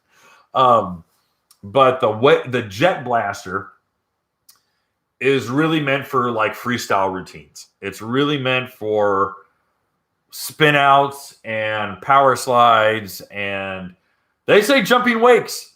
They're like, jump wakes. It's fun. Jump wakes. Trim it up and it'll jump wakes. And I'm like, okay. And I'm the idiot saying like, don't jump wakes. Don't, the OEs don't want you jumping skis. Well, now they're saying jump them. So I'm like, all right, cool. Go for it. Just stay safe. Everyone who's comparing it to a tricks, because like the tricks, the one trick that, the tricks cut its teeth on was doing wheelies, because you have the foot wedges, it gets up on its tail, and it's got the extended trim control, and you can do a wheelie for a minute and a half. I mean, if you got good balance, you can do a wheelie for 5 minutes down the water. I mean, it's just like,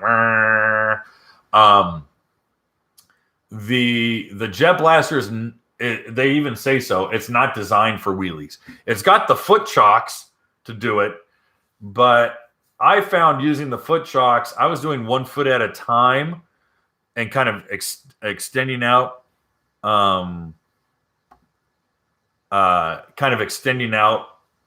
spread, how I was spreading my feet out, and I could really power slide using one of the foot chocks and really putting it on the rail like that. I got a picture that I put in the article where I'm buried.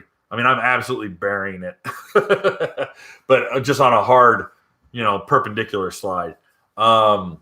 They got really neat moto style 30-inch wide handlebars. The grips are old school moto style, not, pistol grip style, but, not flat pistol grip, but, a round moto style grip. The steering neck is a cast aluminum piece, which is nice. It's not going to flex. It's not a plastic one. Of course, like the colors are really retro. They're really old school. They made it a point not to paint it, like an original Blaster, because they didn't want to like provoke people. They're like, no. This is its own creature, but it's really got the same spirit. We're really trying to have the same spirit as it. So,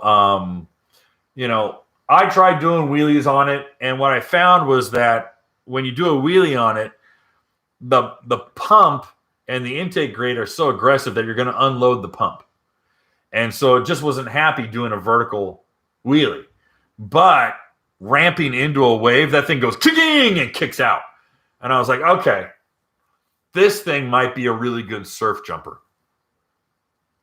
And that might be really good. That might be something that I think a lot of people will enjoy. So I'm waiting for the Jet Blaster to show up and see what the guys out in the surf do, because I think some people are going to get some gnarly air out of it, and that's what I'm really hopeful for. Is I really want to see some blasters get some vertical air. So there's that. And thus concludes the Yamaha 2022. That is, it's kind of a hybrid between an EXR and a Trix. I mean, again, everyone's like, oh, that's Yamaha's Trix. And, well, what's Yamaha's Trix? Okay, well, they do wheelies. And the guy, or what's Sea-Doo's Trix? Well, Sea-Doo's Trix does a wheelie. Well, Yamaha's like, well, dude, you can still tow with this thing. We make 110 horse. I'm like, well, to be fair, you can put 3 people on a 3-seater Trix and tow a raft. We've got video footage of it. You can do that easy. 90 horse versus 110, different. But then again, the Blaster weighs about 100 pounds more than a Trix. So that extra 20 horse kind of equals it. Max speed on the Blaster Max speed on the Blaster, I got 58 on the Speedo. I didn't GPS it. I got 58 on the Speedo. One last thing is that they changed the trim settings. Yeah, I know they extended it, but one of the other things is that neutral is actually not neutral. Neutral is actually kicked up a little bit. There's no actual true neutral. So that's where you're going to have to toggle it a little bit with your Blaster. Again, they want to get the nose out because they want you to do spin outs and wash it out and do figure eights and things like that. So, okay, I think we covered everything for Yamaha. We're going to jump right into Sea-Doo. All right. So I'll do Fish Pro in a second because Fish Pro is interesting because those are where really your new vehicles are. So let's close out Yamaha. I want to make sure I didn't even really source these. They,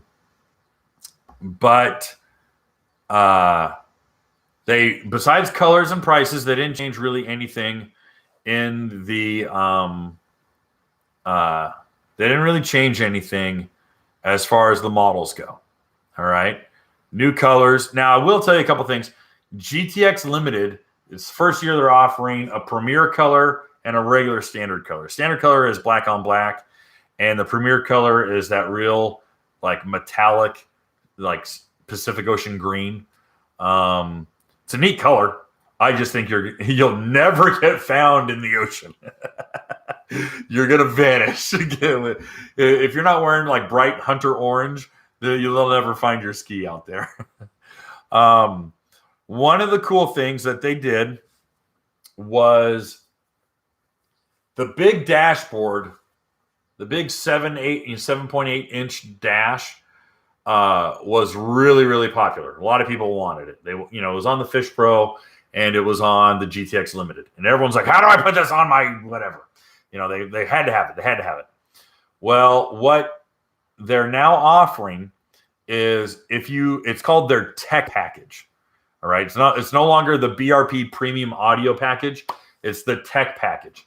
And the premium audio package was like $800. The tech package is now like, I think it's $1,500. And what it is that it has the new dash. It has all the GPS features, split screen, audio control features, and the sound system all integrated into one. And you're going to have to order that if you choose to pre-order a ski. All right. It is not something the dealer will install because it actually changes the wiring harness. It changes quite a bit of equipment inside of the ski that if you were to do it would immediately void your warranty. Let's say that again. If you try to do that at home, your warranty is out the window. Okay? So order it. If you're gonna pre-order a ski and build your own, order it. Do it that way. That's the best thing I can, order it out of the gate. And by the way, they were saying that like Yamaha or Sea-Doo's pre-orders were like absurd, like through the roof, like 600% higher than before. Their pre-order numbers were bonkers. But that tech package with the sound system and the dash, you can get it on the RX-TX 300 and you can get it on the RX-PX. And you can get it on the Fish Pro, and it comes standard on the Trophy, and it comes standard on the GTX. I do not think the GTX 300 it is available. I think only the sound system is available, not the tech package. So you're gonna have to deal with that one. It's also on the Wake Pro, or available on the Wake Pro. But Wake Pro kind of gets a neat, Wake Pro always gets like the Wake and Wake, the Wake 170 and the Wake Pro always get like the fun colors. I always thought they always get the cooler colors. Sport lineup, GTR 230, same, just now in Millennium Yellow. RX-TX and RX-PX available in Millennium Yellow or in Triple Black. All right, gloss black, metallic carbon, and a flat black. All right. It looks like freaking, dude, It's badass. It's pretty badass looking. It's gonna be hot as a monster, but the dash is not standard on the trophy. You sure about that? I'm pretty sure it is. I'm pretty sure it is. The trophy is everything but the kitchen sink. All right. Yeah. The GTR color is awful. It's the same as Millennium Yellow last year. Not in Australia anyways. Huh. That is interesting. Anchoring system, live well, modular, Garmin fish finder, full color display. Full color display, dashboard, dingy dingy, right there. It's on the trophy. You think they're bringing back the GTRX 230? You know what's funny is that I totally forgot about that ski. I totally forgot about it, and I really liked it. I really did. I really liked the GTRX. And you think they'll ever bring it back? And I'm like, I totally forgot about this guy. It's like this, it's like this unwanted redheaded stepchild, and just kind of vanished. That's really funny. So yeah, it comes with a 7.8-inch wide color display, credible visibility, Bluetooth, smartphone integration, provides music, weather, navigation, and more. It is there. Huzzah! Yeah, the trophy does have it. And so does the Fish Pro Sport. I believe should also retain it as well. Let's double check. Angled footrest, Garmin fish finder, trolling mode, link front bin. Ooh, maybe they didn't have it on the Fish Pro Sport 170. On the trophy, it's standard, but not on this one. The tech package option on dealer pricing, so there is more features beyond the screen. Speakers and I mean, there's so much stuff. The navigation thing. It does not look like. I mean, it's got it goes back to the regular screen. The stinkers took the big 7/8 screen and took it off the Fish Pro. You stinkers. Okay, that's funny. I just learned something. Maybe the website's wrong, but it sure looks like it's legit because I think they ironed it out. Okay, so let's go through the rest of the models. So Spark hasn't changed. That's next year, and we're going to do a whole video on what I know about next year's Spark. Guys, it's going to be bitching. And, oh, hey, we're in the second hour, so please, let's get us up to 200 likes. We got 23 to go. So if we can get it 23 more likes, let's get it over 200. Okay. So Spark hasn't changed besides colors. All right. GTI segment has not changed. All right. GTI 130, GTI 170 SE. And then we go to touring. That's GTX and GTX Limited. We talked about the two different colors there. And the tech package. Anything else? Oh, IDF. IDF is I kind of want to spend a whole segment on this thing. Let me take a sip. Hey, David, how does 130 horse strike you? Naturally aspirated. How does that strike you? Right? 110 horse, 130 horse. Sea-Doo has a 170 horse. Will we ever get it? Nope. We're over 200. Nice. Good work, guys. Good job, team. All right. So we go to performance. GTR 130 or 230 stays the same. RXTX stays the same, but you can get the tech package with the nice, cool dash. Same thing with RXPX, which I'm like, guys, RXPX is meant to be a freaking muscle car. I know. I'm a hypocrite. I got the purple one the deluxe. You know, I got the premium color. I got the sound system. I got all the storage. I got the back seat on it. I've turned my RX PX into a Cadillac. I understand, but the whole idea is that thing's supposed to be a stripped down race car. And now you could get your GPS dash and your sound system. And I mean, I'm surprised. And now you can put a big three panel link system on the back and load up your Fish Pro cooler and your extra gas and just turn your RX PX into the family station wagon. All right. So, Dan, that maybe is next week's topic. They leaked a lot of info that I want to share. The head of engineering. All right, the head of engineering and design for Sea-Doo. This French-Canadian guy. He's taller than I am. He's got to be about 6'4", 6'5". I'm 6'2", so he's got to be 6'5". His name is Martin Lachance. Lachance. How would you pronounce that in French? Lachon. You're supposed to cut off the last 2 to 3 letters of anything in French. But Martin's a really cool guy. I like him. I like Martin. And Martin will totally spill the beans on stuff. Like, totally. And it's going to be Polytech. It's going to be Polytech, 130 horse. Polytech 130, Polytech 130, Polytech 130. 450 pounds, 130 horse, naturally aspirated, no turbo, no extra heat, no melted plastic. I'm telling you, dude.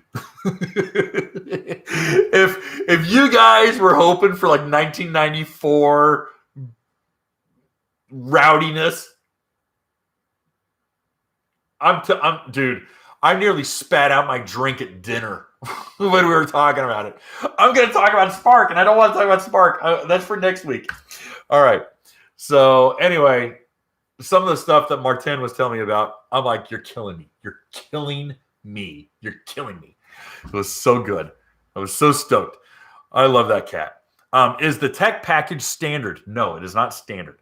The only thing it is standard on is the trophy and the because I believe the trophy comes standard with the tech package comes standard on the GTX Limited and the trophy. All right. Pro R guy. Yes. Yes. They can't sell it because people are going to die, but you can. And Martin told me how fast it goes, and people are going to die. I'm so excited to talk about next year's Spark when there's so much stuff to talk about right now. It's so stupid. I'm dying. Oh my gosh, I'm sorry. Okay, so let's go back to 2022. Let's just keep it in 2022. All right. It's not turbo. It's naturally aspirated. All right. So the big thing that Sea-Doo did, the big thing, and this is what threw a lot of people off, and it threw me off. I'm guilty. I was 99% certain that there was going to be a Spark 230. Everything that I was told was Spark 230.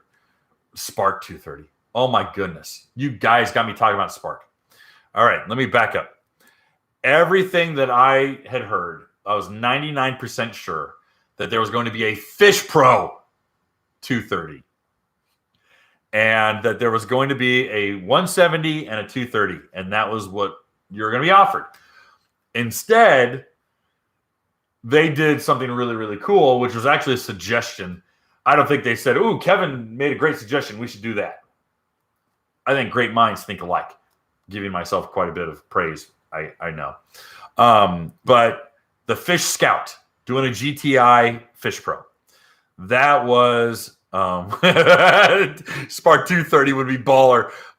It'd be I think they would. Yeah, that's a liability nightmare because the 170 does 63. on a spark. So anyway, so what happens is that, oh, don't say that, Eric. Don't say that. No. You're going to get me in trouble. I'm going to get nasty letters, and I don't want that. I want to stay in business. It would go 88 miles an hour.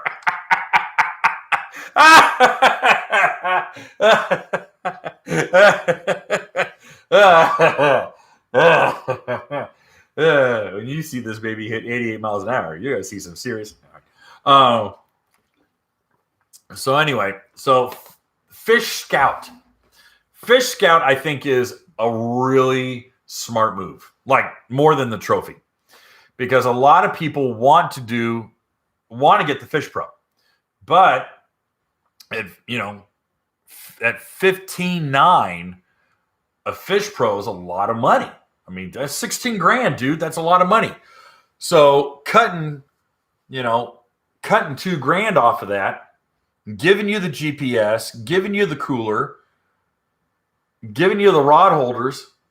I think the Fish Pro Scout was like an ace move.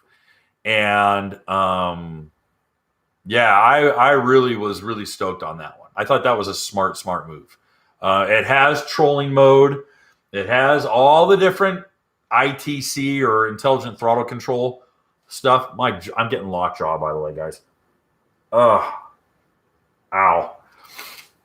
So, I was really stoked when they did the Scout. I was like, oh, that makes sense. Okay, that's really smart. And that's a smarter move than even doing 230, because 230 is kind of an exclusive sort of thing. 230 is like, I want to be faster than anyone else, but I want to be a Fish Pro. And I was like, you know what? To be honest, I really do like the Scout idea. And that really, plus they're keeping it in the, I think, is the Scout 130 or is the Scout 170? I thought it was 130. Same engine. It's a tune. But 1630, 130 horse engine. Okay, yeah. Okay. So, no, I haven't done Switch yet. Sorry about that. We're doing the Watercraft first. I'll glaze over Switch really fast because I want to get to everyone's questions. So I think the Scout's going to be a really good seller. I think a lot of people are going to jump on the Scout. I like it. Fish Pro Sport is the Fish Pro. Changes wise, not much. Gabriel writes, thank you for all the hard work you put into this and all the videos. Also, please talk Switch. I pre-ordered one day one. Oh yeah, I'll talk about Switch. I'll do that. I'll shoot over a lot of it. I'm not going to go into crazy detail because there's so much to talk about when it comes to the Switch. There's a lot. Like, it could be a 2-hour video. But then, of course, let's get back into the Fish Pro stuff, the Fish Pro group. Fish Pro Sport, a lot carries over. So there's really no big differences there. But the Big Daddy is the trophy. All right? Big Daddy is the trophy. And everything that you expect on it, from the Sport, but there's a few more things that I actually really like. I really like the anchor. There's a little pod, there's a little module where it has an anchor and an anchor line, and it actually has a little guard so that when you deploy the anchor, the rope won't tear up the side of your Sea-Doo. Won't eat up, won't scratch the acrylic, it won't tear up the plastic. I was like, that's brilliant. That's brilliant. I thought that was a really, really neat idea. I'm like, okay, that's clever. The tank has now got a live well. And they really, I was expecting a far more simple live well. Because I honestly, if you look at the Fish Pro cooler, there's 2 threaded plugs in the back. And I'm like, you could literally take a garden hose and screw it in there, have a length of hose that runs right into your pump and just drill 2 brass fittings, feed them in, and you can have a live well. Problem is that at thrust, you might be pushing way too much water pressure through the live well, and you might be hurting, might be killing your bait. Their live well is an electric pump, a separate electric pump. It's its own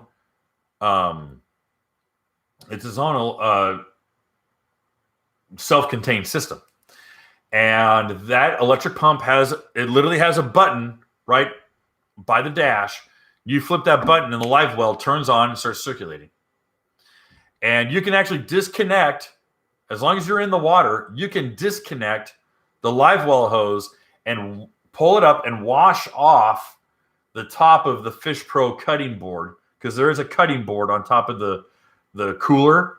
So if you're cutting up bait, you can pop off the live well hose, hit the button, and that little electric pump will start siphoning water from outside and pump it up through there, and you can hose off the cutting board. I was like, dude, that's okay. That's really thoughtful. And in order to feed that electric pump, believe it or not, there is a second battery and an extended wiring harness.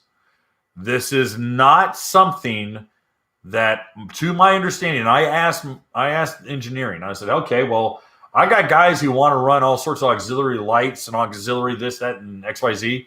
Can they put in that secondary battery and that extra loom? And he goes, no, it's a bigger harness than just a plug and play extra loom. And I was like, really? And they go, yeah, it's a bigger deal. And you'd have to gut your Sea-Doo just to get that wiring harness in there. We really don't recommend it. And I was like, oh my gosh, okay. So the Trophy's got dual batteries. It's got this electric pump that feeds the live well. It's got the little anchor. It's got the little anchor pod for it. There's got to be something I'm missing, because I know there's more stuff on that stinking ski. Yeah, it comes with all of the rod holders and cup holders and all that crazy stuff.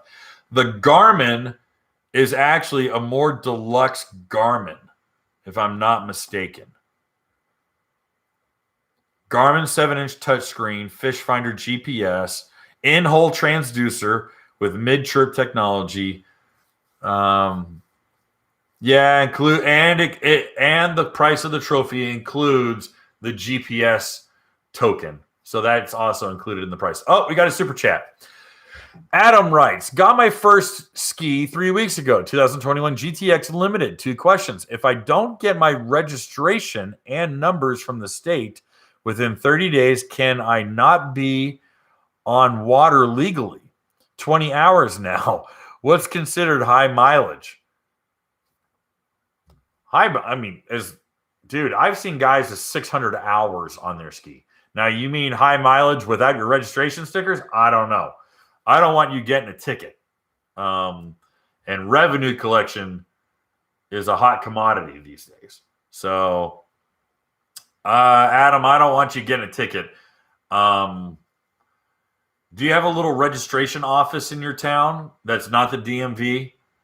Because in Tennessee, we have little registration offices. There's like 3 ladies. They're like typically senior citizens, and they're the sweetest old ladies. You go in there and you're like, how you doing? They're, how you doing, sweetheart? How are you? They're great. So anyway, but if you have one of those little offices, you can go in there and you can inquire and see about your boat registration. But you need to get your tags on there, bro, because I don't want you getting in any trouble. That's a hefty ticket. All right. So, yeah, Trophy was the big daddy that surprised a lot of people when they dropped the Trophy. And it was funny because I had friends who owned Fish Pros, and they were like, bro. They're like, this sucks. I just spent all this money on a Fish Pro. Oh, Gabriel sent us a super chat of $100. Dude, thank you. That's rad. Hey, you know what, guys? If you super chatted me, you deserve some stickers. Please email me at info info@watercraftjournal.com. Email me your mailing address. I don't care where on the planet you are. I will mail you guys a couple stickers. That's the least I could do. Thank you very much for your support. If you guys want stickers, email me at info@watercraftjournal.com. All right. At being ampersand. If you guys know what an ampersand is. Some people, you're like, what's that? Okay. So that is the entirety of the Sea-Doo lineup. Except for, of course, the Switch. Now, here's where it gets interesting about the Sea-Doo Switch. The Sea-Doo Switch has 3 sizes. And then it's got 3 packages. And then it's got engine options. So it's not, it's very mix and match. They jokingly said it's kind of like Legos, like build your own boat. And they weren't joking.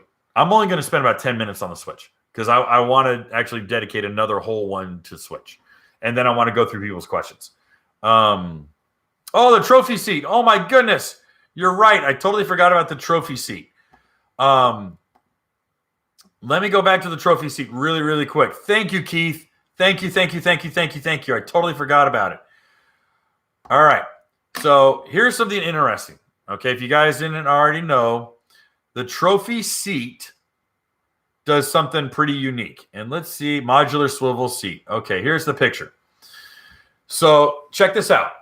The actual inspection cover is different for the trophy. It is different because the little puck for the ski pylon is still there. Okay? It's still there. The mount for that trophy seat is a reinforced plate, and it only accepts that trophy seat stand. And that trophy seat stand has a little bracket that mounts down by the cooler, so you can hard mount your seat and ride around like a regular Sea-Doo. And if you want to put your little swivel seat on, you turn around, you stand up, you grab your little pole. You pull the back seat off, you attach the pole to the base of the back seat, and the back seat indexes right into that special mount. All right? It's unique to the trophy. It will not work on any other Sea-Doo runabout. Okay? And it is unique to that, and it works. It's flat. They have it so it's very comfortable. So that's why the back seat's a little different shaped. In fact, if you look, no, the handle, okay, they had told me that the handles were different, but they look identical. It's just that the back seat's really flat. So they didn't change the back passenger hand grips at all. Okay. So that's good.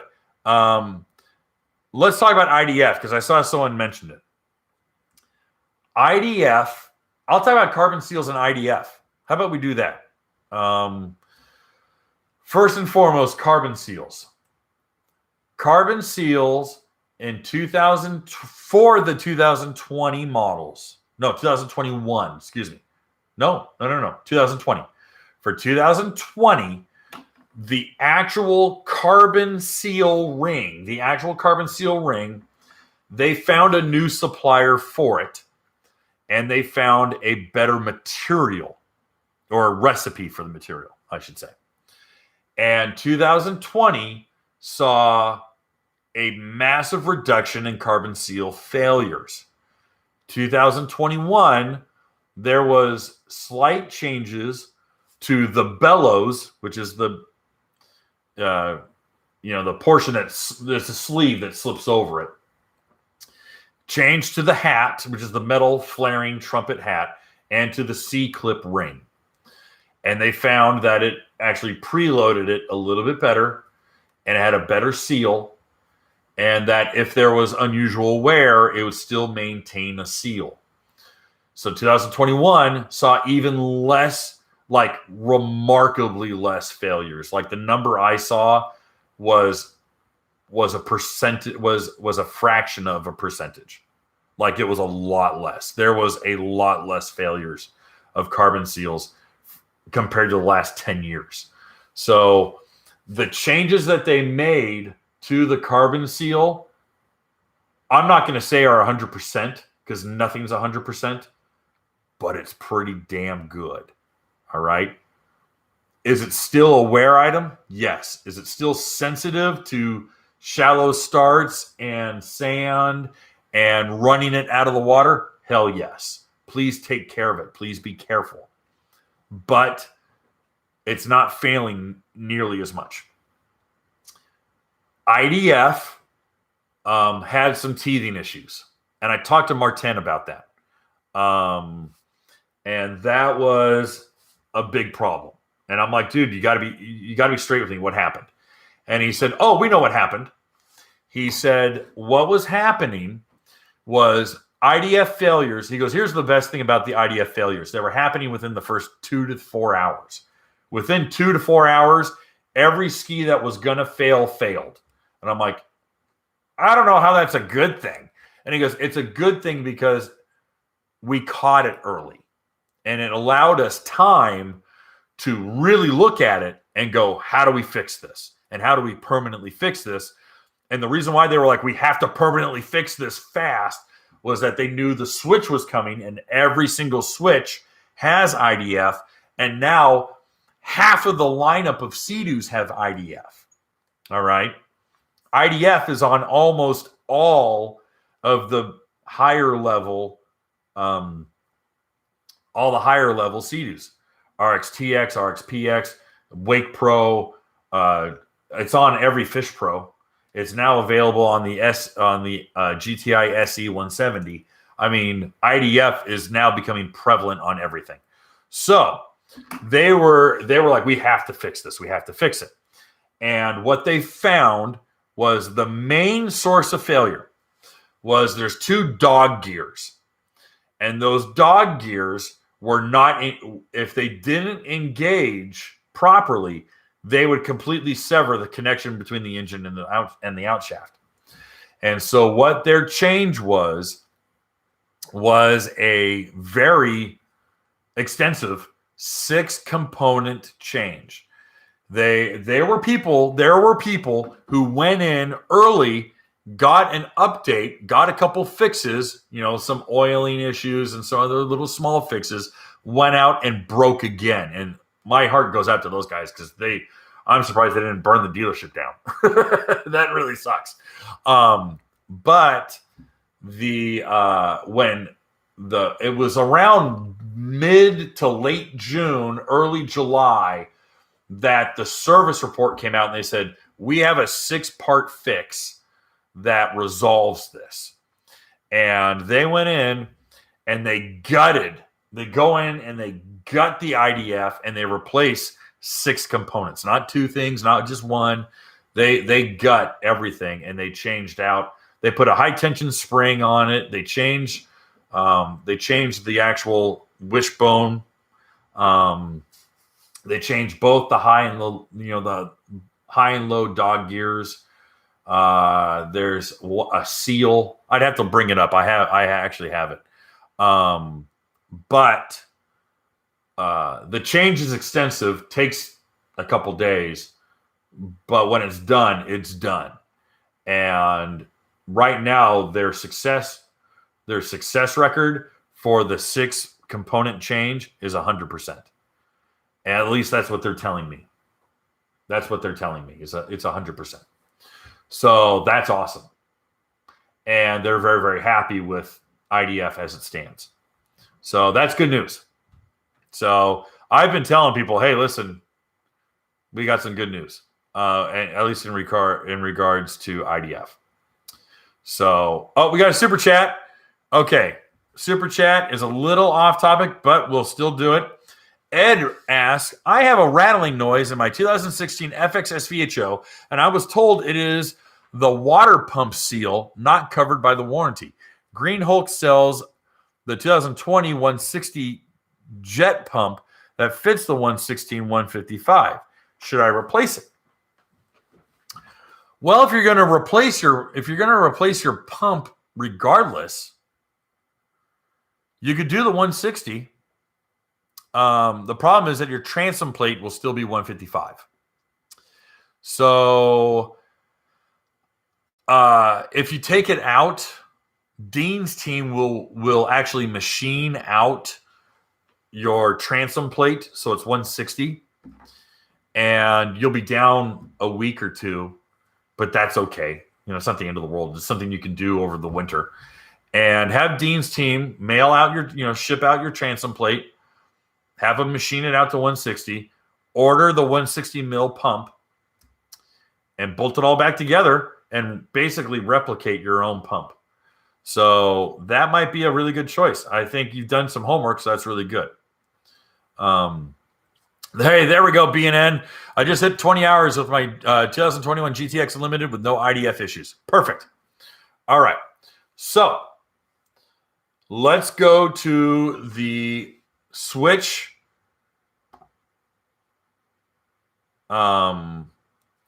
Switch has 3 hulls. All right. The hulls are the same. Now, here's where it gets interesting. Is that it's a tri-tune, but it's not really a tri-tune. Believe it or not, and I have video underneath it, and you might not be shown this otherwise, but all switches ride on a PWC hull. It's like a large GTI hull. It's an elongated, ballooned out GTI hull. All right. It's Polytech 2, Polytech. It is full of foam. It has all sorts of storage compartments that are accessible inside of the, through the deck. The engine is mounted actually pretty far back in the back. It is quiet, and I've ridden the 100 horse. I've driven the 100, I've driven the 170, and I've driven the 230, and they're all pretty damn quiet. They're not noisy. They don't rattle. They don't make a bunch of noise. The center hull literally sits deeper than the outriggers. The outriggers are not as deep as the center hull, and I think by a difference of 4 or 5 inches. It's considerable. All right. So when you go to speed, you lift up on a Sea-Doo hull, and then the outriggers just kind of keep it balanced. And in a corner, you actually have a lean, not much, but it leans, and the outrigger catches you, and you can bank into a turn. It's all one engine. It is all the 1630 engine with different tunes. Obviously, the 230 is supercharged with an intercooler. And I have video of me opening up the engine compartment, opening up the exhaust compartment, having a big open access. Greg Gaddis was filming me while I was taking the whole damn thing apart. And I literally took one apart. I mean, I took one apart, and I mean it. You'll see in the video. The 230 that I drove, there was 2 230s that I drove. There was a 21-foot and there was a 19-foot. The 19-foot, I did not get up beyond, I think the fastest I got it to was about 43 on the dash. I did not do GPS testing. The 21-foot did not get above 40, 41. Okay. Now the 170 horse 13-foot is rowdy as all hell. It's quick. It's not fast, but it's quick. And you can snap a turn in that damn thing so fast you'll eject people. It is a riot. Like, that's the one Greg Gaddis wanted more than anything. He's like, dude, give me the 170 13-footer and call it a day. That's all I want is that thing. And that is, the 13-footer is a lot of fun. Because that was the first one that I drove was the 170 13-foot. You can only get the 100 horse and the 170 horse in the 13-foot. In the 19-foot, you can get all 3 engines, and in the 21-foot, you only can get the 170 and the 230.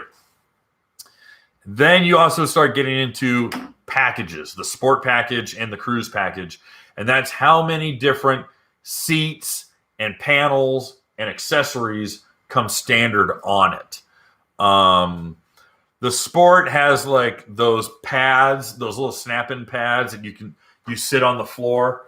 You're just kind of sitting there with a little backrest, and you'll slide all over the front of the ski, or I said ski, all over the front of the boat. If you don't have like the armrest and you're not hanging on tight, you'll slide all over the place. Ask me how I know. But the Cruise I really liked. The Cruise has the really nice benches. It has the table with the center stand. All of the captain's consoles. Well, I shouldn't say that. All of the ones that I tested, except for one, had the little fold up booster seat so that you can sort of stand, lean back on. And I preferred that little quasi-standing position more than sitting down, way more. I actually was uncomfortable sitting down only because I wanted to see the bow. And some people preferred sitting down and they could see fine. I preferred standing up because I really wanted the most amount of visibility on it. And there's a 13-foot. There's only 3 hull sizes. All right. And the way that they squeak through by giving you more sizes is that they are throwing in the length of the rear swim platform when you order it. So suddenly they have a 21-foot when it's really a 19-foot. Or suddenly they have an 18-foot when there's a 16-foot. So there's some gray areas there. But boat to boat, 13, 16, 19. All right. When you start adding the swim platform on, you start adding on 2 feet. So that's really how it worked. The outriggers are not solid. They're not airtight.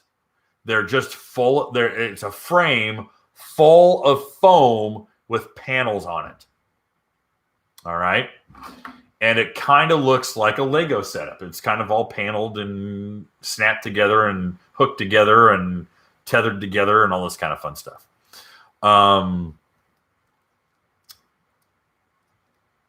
You can't get the 170 horse on the 13-foot switch on Sea-Doo's website. Is that an error? Says so right there. I'm looking at it. 170 horse. You guys can't see that, can you? There's too much glare. Yeah, it says 100 or 170 horse. I don't know what to tell you, bro. It's right there in front of me. I'm looking at it. 170 horse. Okay. So, my pleasure. Carbon Alpine. Oh, Raul. Okay. Thank you for helping me earlier with the HO versus SVHO worries via email. My pleasure. Thank you. So, again, a couple things. The 100 horse is anemic. It is anemic. I was on a 16-foot with no bimini top and 100 horse, and that thing didn't get above, I think we maxed out at 17 miles an hour. Now, mind you, we had 4 adults on it. It was also the one I tried to leg drag. If you're friends with me on Facebook, I actually put it in a corner and tried to leg drag a pontoon boat. That's because I'm a psychopath. But, yeah. So, yeah.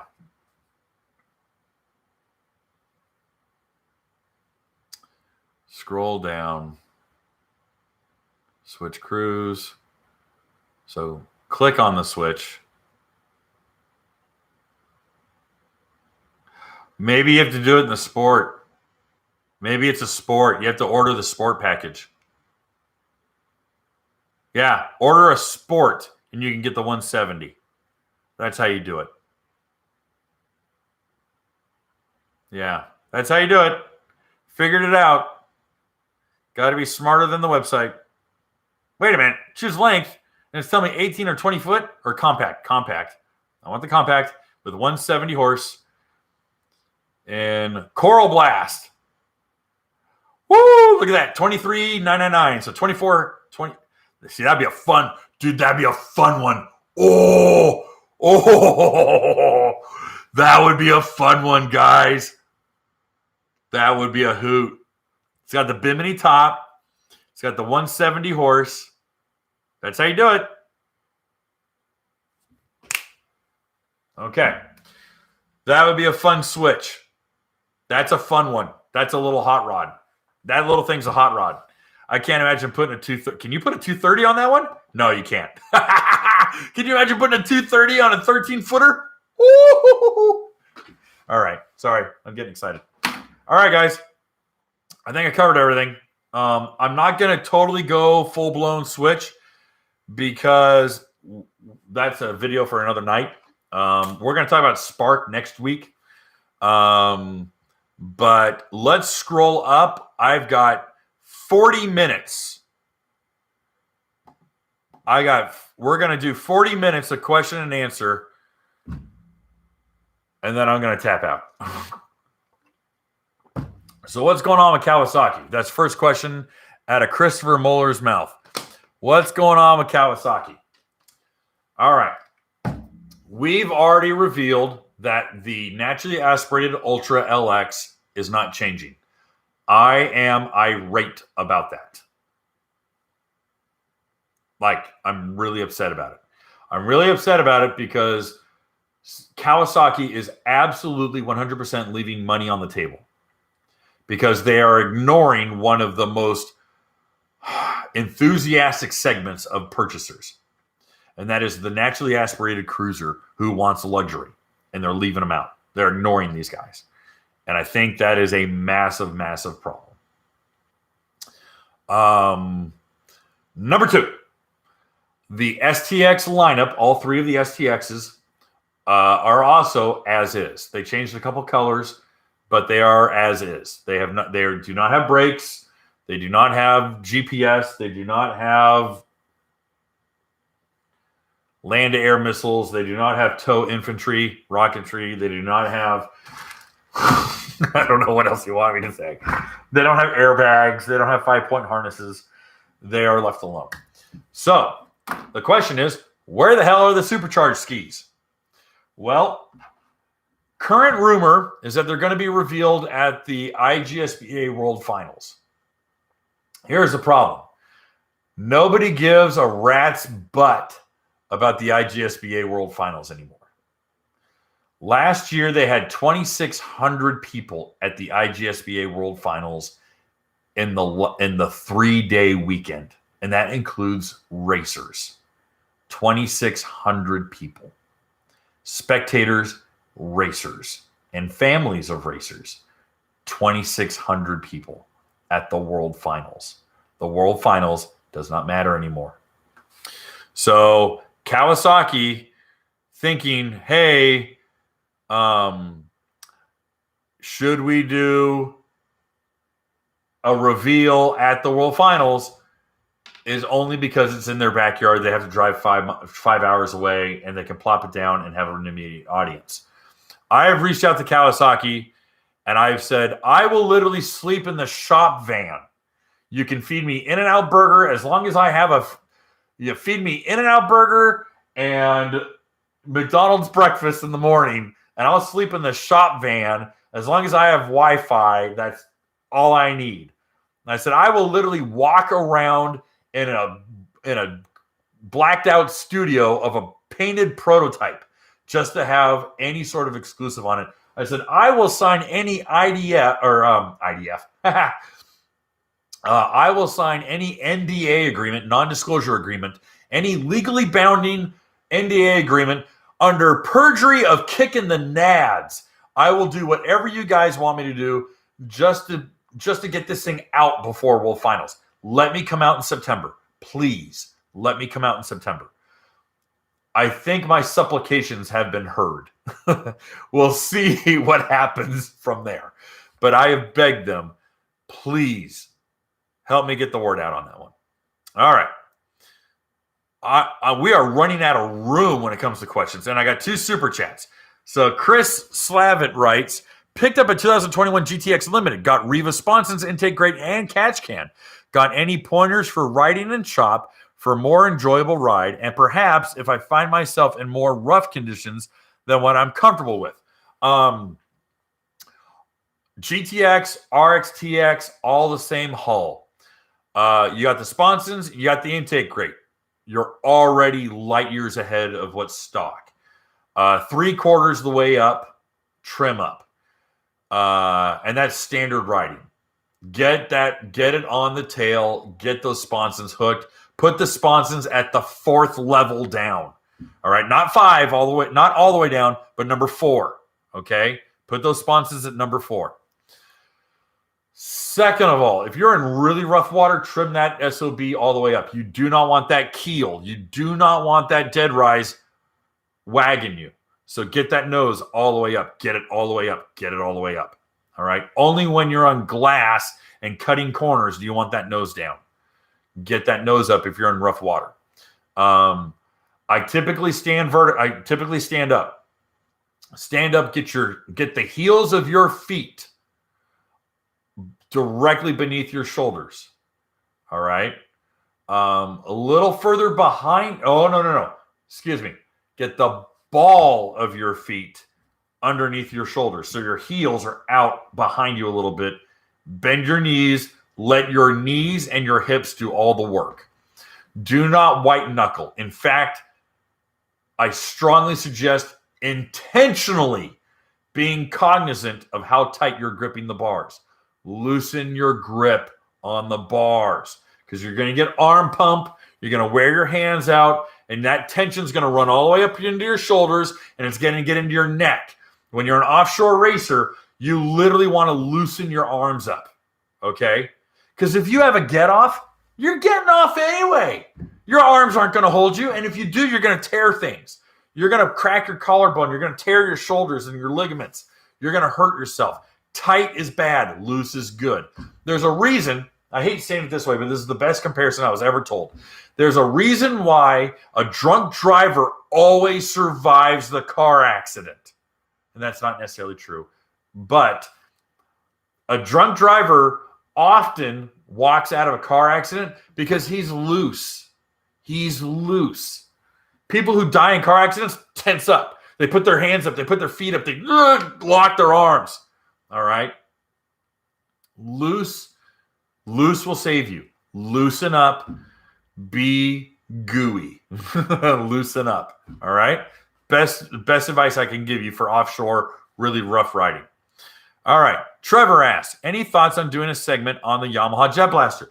I will have a dedicated video on it. And if you guys want to talk about Jet Blaster as a Sunday night session, let me know. Literally vote for it. I might have the guys put up another survey if you guys want to do another survey and ask for a Jet Blaster. By the way, I got to ask something. I was looking at the survey. You guys really think I'm biased in favor of Sea-Doo over Cowie and Yamaha? Really? How many times have I dogged on the ST3 hull? How many times have I dogged on the plated cylinders instead of a pressed-in cylinder? You know, ductile iron cylinder. Have you guys not? I mean, do you not pay attention? Really? I was really surprised by that. I was surprised. I mean, some people are like, you're biased towards Sea-Doo. I'm like, because I talk about Sea-Doo a lot? I'm like, dude, they're 54% of the market share. I'm going to talk about Sea-Doos. I mean, I'm sorry I'm not talking about the thing you like, but I was really surprised that people were like, dude, you're like a, you're a total Sea-Doo guy. I'm like, all right, if you say so. Is that because I have a Sea-Doo? Sea-Doo gave me one. It's not because I went out and bought one. All right, let's keep going. All right. Scoob writes, hey, Kevin, funny fact. I saw a kid power his Sea-Doo up the beach this weekend. 2 hours later, he was being towed to shore. He needs to watch your channel and read the manual. All right. Hey, man, my flimsy GP latch has 40 hours never snapped. Some people gorilla the hell out of the snap. Out of the lock. Some people don't. It's just how you take it. But they do fail. Let's see here. What's your thought on the new Yamaha Jet Blaster? I talked about it. Looking to buy a new Trix, and it's the new competitor. Seems like it has all the same options as the Trix, but doesn't as much. I love the EXR. I'm not gonna lie, I loved the EXR. I really did. And there was a guy that had bought an EXR because I was talking about the EXR so much. And then we did the reveal, and he's like, "Oh man, I just got an EXR." I'm like, "Don't worry about it. Keep your EXR." It's because I'm biased towards the EXR.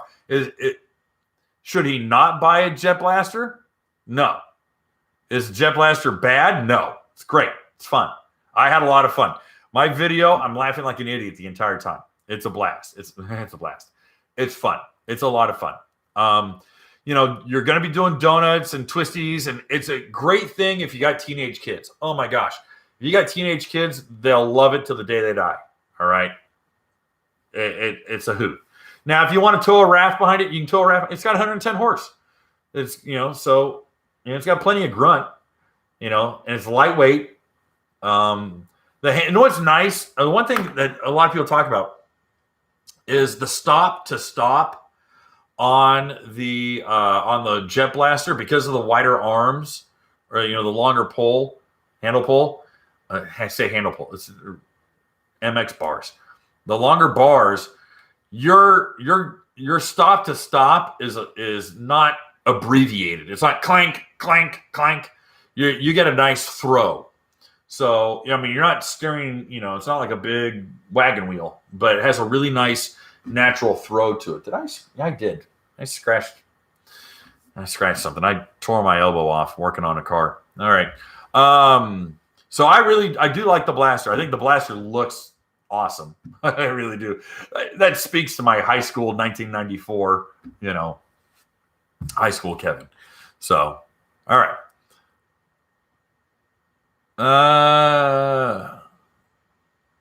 Moving on. What about the FX hull? It's fiberglass. Yes, it's fiberglass.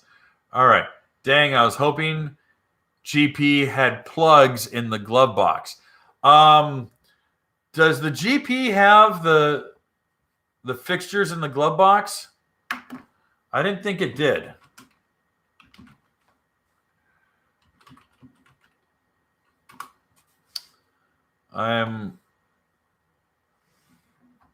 I'm a little doubtful that it does. I don't think it does.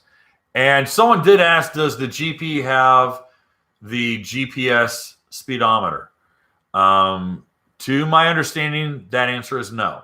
It still has the calculated off of RPM speedometer. So the unreliable speedometer. Yeah, that's kind of a bummer. But yeah, you're not showing me what I want to see. By the way, guys, the black and gray is not gray. It's like an earthy. It's earthy. It's a little bit more brown. Touchscreen, trim. Yeah, it does not have the plugs in there. But I know they do offer in the accessories the non-LED socket, 12-volt socket. So you can order it through your accessory parts and accessories group. So you're not totally out of the you're not totally left out in the wilderness. You can actually get something like that. Okay.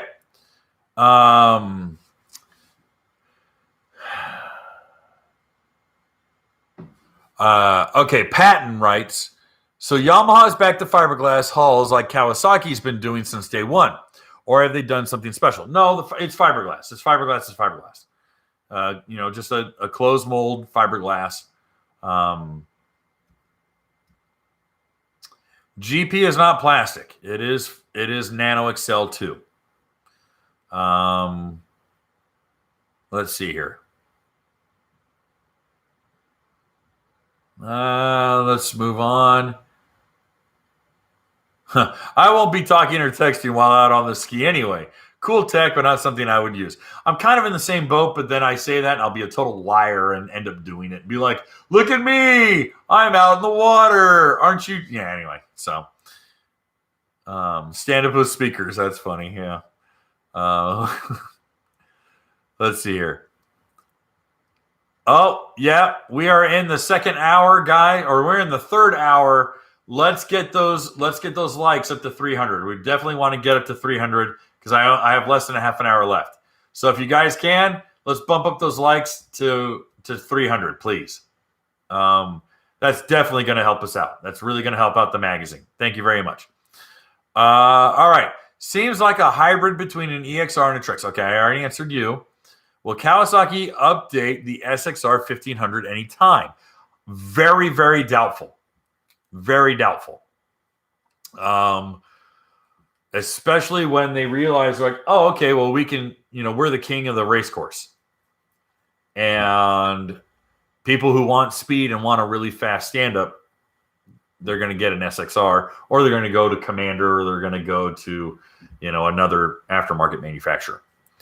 Now, that's not fair because there are people tuning and working on the Superjet, and they're finding that a lot of components from the EX and VX series are working in the Superjet. It's just it takes quite a bit of effort to get it over 60 miles an hour. And then at 60, it's a little chine-walky. It's not a word, but that's what a lot of the racers and a lot of the competitive guys that I know, they're like, yeah, we're running into some behavioral problems when you start getting that fast. All right. Will EXR storage bins fit on the Jet? Yes. Yes, it will. In fact, the Jet Blaster that I tested had the really neat dry bag in the front, which I'm like, if anyone's going to buy an EX of any stripe, get that dry bag for the front. That is a big, big difference. That's a big gain in storage. So definitely, if you're looking at a Jet Blaster or any of the EX models, get that bag. That bag works out awesome. And any of the rear storage bags, or the one that goes on the hood, those work as well. Again, it's an EX. So yeah, definitely check those out. That will definitely work. I've said definitely quite a few times. I sound like Rain Man. Definitely. Kmart sucks. All right. I don't think he's doing any Cowie tonight because they haven't released anything new for 22. Yeah, it's again, the supercharged Ultras are the ones we're waiting for. And my understanding is that they're waiting till everyone else kind of gets their huzzah, their effort, and then they typically launch it towards the very, very end of the fourth quarter, which is October. All right. It's interesting that a supercharged Rotax 300 makes as much power as a Hellcat Red Eye if it were an 8. Hellcat Red Eye makes 797 horsepower.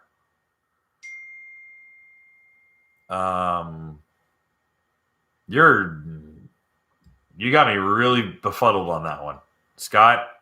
I'm sorry, man, but you got me on that one because the supercharged Rotax 300 only makes 300 horse at 8,060 RPM. So, sorry, buddy, you got me on that one. It seems like the Jet Blaster is the same as the EXR minus the trim. No, there's a few different changes. The trim has changed. There's foot wedges, big plastic foot wedges that are padded. The steering neck, which is the cast aluminum, and then the 30-inch wide bars with the moto-style hand grips. So those are your big delineators between the EXR, the old EXR, and the new Jet Blaster. All right. I need 2 2022 Sea-Doos. Can't decide between the 4 models. Well, I can't decide that for you. All right. Let's see here. I'm so far up in the questions, guys, and it's 2:40. We're getting closer. We got 265 likes.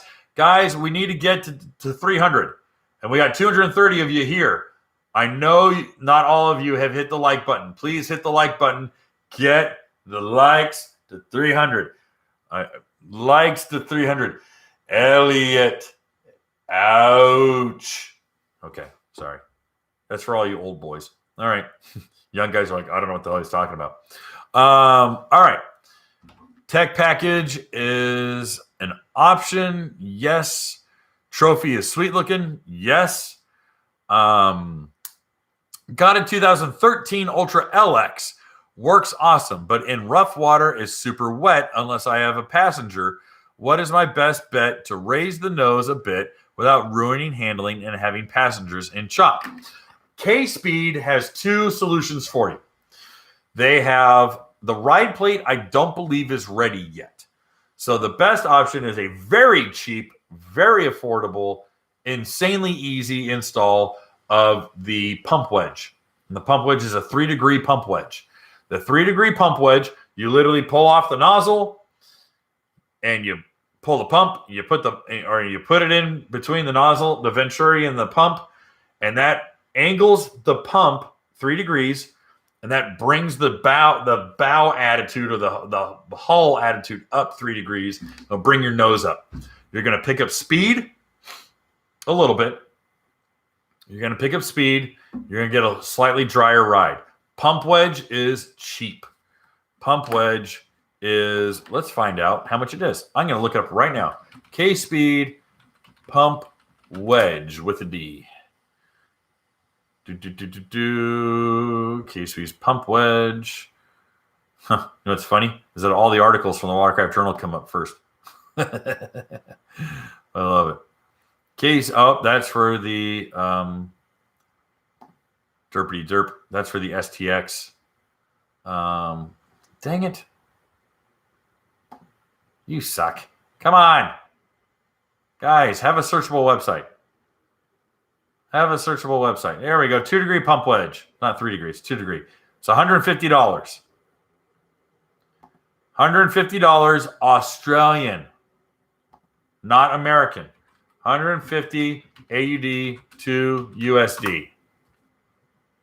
$107. $107 to you. Pick up some speed, dry your ride. You're welcome. I like doing let me Google that for you. That's my favorite. All right. Question during your Q&A time. Just ordered a 2022 GP SVHO. Does it have GPS? No. And the new FX Dash? No. Website said yes, but you said nothing changed. Yes. And no plugs in glove box like the FX. Yes. Look at the website. I have it up right here. Features. We'll go to features again. So, ride with TDE, yes. Reverse assist, yes. Factory installed integrated audio, optional. Connect. 4.3 screen with security drive control, same as last year. It's not a touch screen. It's a little touchy-patty screen underneath the handlebars. Fuel gauge, yes. Cruise control, no wake mode, yes. Touchpad control, yes. Trim system, electric. Tilt steering adjustment, tilt. Seat. Molded in cooler storage in bow. That's the little pocket in the bow. Yes. Dual mirrors. Yes. Glove box. Yes. Reboarding step. Yes. Footwell drains. Yes. Multi-mount system. Yes. That's your ram mounts. 2-tone deck mats. Yes. Tow hook. Yes. Automatic bilge. Yes. That's a siphon hose. MF battery, which is supposed to be maintenance free, but I always think of Samuel L. Jackson when I see MF. So fill that in. Say maintenance free one more time. Bluetooth capable with your audio option. Audio control integrated with audio option. Performance auto trim. Yes. It's all the same as last year. You do not have GPS. You do not have SMC fiberglass. You have not changed your weight. You are the same weight. You have not increased your storage. You do not have the LED USB port or the 12-volt socket. Do not pass go. Do not collect $200. All right, moving on. Like the video, people. Oh, we're 200. We're 20 away. We're 20 away from 300. Come on, 20 more. 20 more. 20 more. Okay. Oh, this is when I start talking about the spark. We can't talk about that right now. Okay.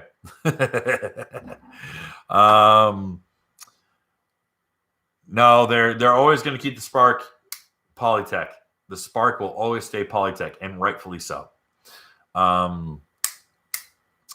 Let's see here. Because people don't take care of them. Yeah, that's true. Let's see here. Great live presentation. I might not always agree with you. That would be boring and scary, but appreciate all the good info. My pleasure, Barry. I think the Jet Blaster is rad. The EXR was a hoot to ride, so I expect this one to be even better. Again, it's spiritually different. You know, the EXR was meant to be kind of like a small buoy course racer.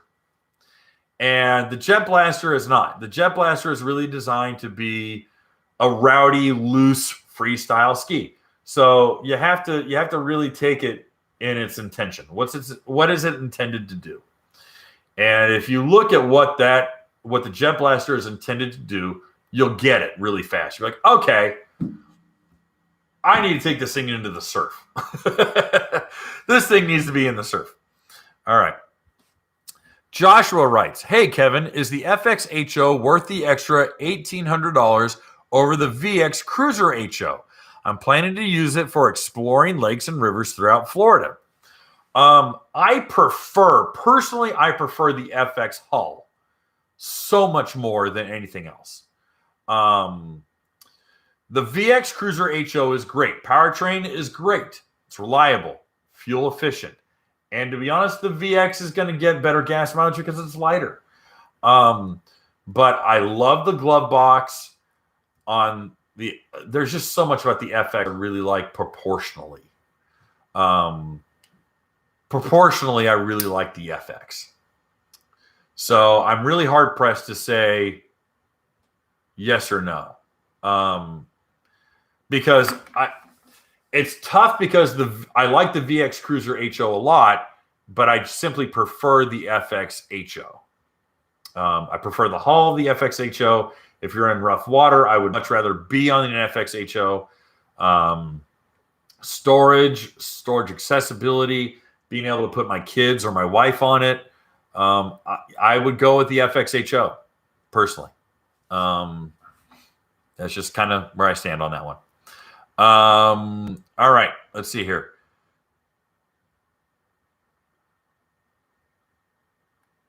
Okay, Fish Pro Trophy, $18,000, or I rounded up. It's $17,800.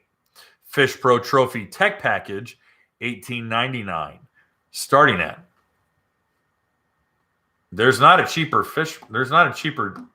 trophy.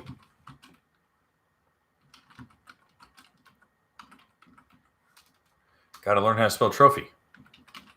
Oh my gosh, we've got to learn how to type. All right. Give me the trophy. Trophy. Come on. Bring it up.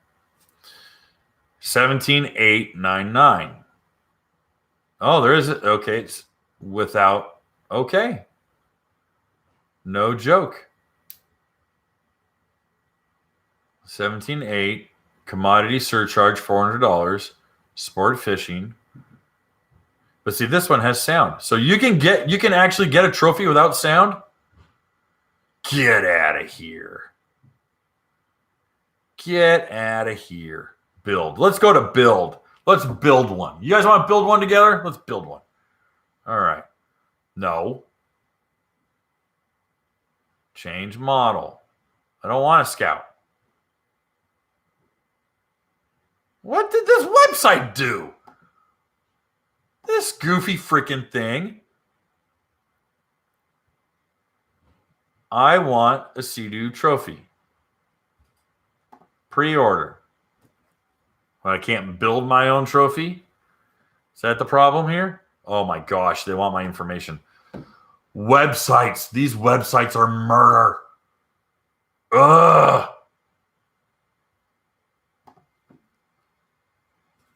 See, now it pops up again. Sea-Doo trophy. Build. Build your own. If the Scout comes up, I'm going to... There we go. Okay. So look at this. We got a trophy here. Nice little background. That's very pretty. What are my options? Engine. IBR.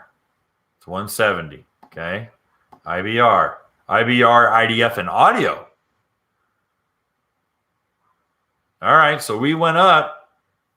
We went up because we got the audio with IDF. Well, but IBR and IDF are standard. So audio is the tech package. Okay. It's not standard. I owe someone an apology. Whoever it was who called me out. You're right. I was wrong. I owe you a Coke. All right. We have the first switch in Florida. We'll be filming it with it tomorrow. Florida ski riders. Oh, cool. I want the swivel seat. Well, you're going to have to trade up, Justin. Sorry about that. Switch top speed. I gave you the top speed was 43. That's the best I could do on a 19 with a 230 horse. And I had 3 other adults, so I had 4 adults on there. We weren't light. Okay. We got to just ban that guy. He's just a kook. All right. I can't decide between 2 RXTXs or 1 RXT, 1 RXP. Well, that's your money to spend. That's a lot of cash. All right. Wow. In Oregon, tags are 8 months behind. We just keep the registration receipt. Laminate your receipt then. Holy cow. All right. Sucking asteroid. One of our usuals. All right. Have you heard of anyone actually damaging their SVHO by running 87 octane in it? With 1 to 8 with 1 to 8 compression ratio, it can't be much over the 11 to 1 HO when cruising for distance. It's hard to find the 91 on water. What's happening is that at 87 octane and with boost, because it is supercharged and you're running on boost, what happens is that you have knock sensors in that engine that are calculating detonation or pre-detonation, but it's technically called detonation. And it is dumping fuel. It's hosing the pistons down so that you don't hurt the pistons in the valves. So your mileage is going to suck compared to it. 91, 93 is better. So here's what I recommend. Go to O'Reilly's or AutoZone or Advanced or Pet Boys or whomever and go get 4 bottles of 108 octane boost and put them in the storage bag or the glove box or the front of your SVHO. And every time you have to refuel out on the water, throw one of those in there. It's not going to get you. It's not going to be 108 race gas. It's not going to be 100 octane. It's hardly going to be 93. It'll probably be 90. But that octane boost is going to keep your engine from detonating. Pre-detonating, meaning needing to be timing advanced. So do that. All right. Surely the modern engine is able to adjust. It is able to adjust. Yes, it is. It is able to adjust. But you're not getting the efficiency and you're not getting the performance that you paid for. You paid for it. Don't you want it? It's your home. Don't you want to go home? Go to your home. All right. We got a super chat, I think. Love the content, brother. God bless. Thank you, sir. Thank you for the super chat. Appreciate it. Can you put racing fuel in the SVHO? You'll hurt it. You'll hurt it. You'll hurt it. Pennsylvania registration is backed up also. Just keep the registration and receipt. Okay. I'm doing this backwards, and it's a terrible idea. Do you have to take all the way out or just disconnect it? It's pretty hard to take it in and out. Kevin, I am watching this with my husband. He loves watching your stuff. I am laughing because you guys could be brothers from another mother. Wish you lived closer to California. I'm originally from California, April. I grew up in a small town just south of Long Beach called Seal Beach. Has a real pretty pier that you had Ruby's on the pier. And Ruby's is either out of business or that location's closed. Breaks my heart. Seal Beach was a cool little town to grow up in. I'm very thankful for it. Let's see here. Grant writes, debating on putting a deposit down on 2022 RXTX 300. Any of y'all have an RXT or can comment on it? We have a Wake Pro, but I really like how the new RXTX looks on and the increase in performance. RXTX is a lot of fun. Definitely. Please do the 4 things I've asked when in regards to the RXTX. RXTX, 4 things, minimum. Number 1, catch cam. Number 2, Pro Series sponsons from Riva. Number 3 is the SCOM unit. All right, speed control override unit. Doesn't interfere with the ECU. You can remove it in 45 seconds. Number 4 is the Riva intake rate. And if you do those 4 things, you'll have one of the most fun watercraft you've ever had. It's a rocket ship. All right. Would you recommend used Yamaha first year of reverse brakes? Believe 2015 was the first year of the ride. Did I miss the discussion on the 2022 GP 1800R? Just joined.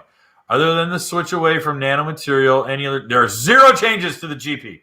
0 changes to the GP. 0 changes to the GP. 0 changes to the GP. 0 changes.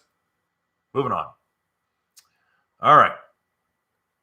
Power to weight ratio is probably better than the Hellcat.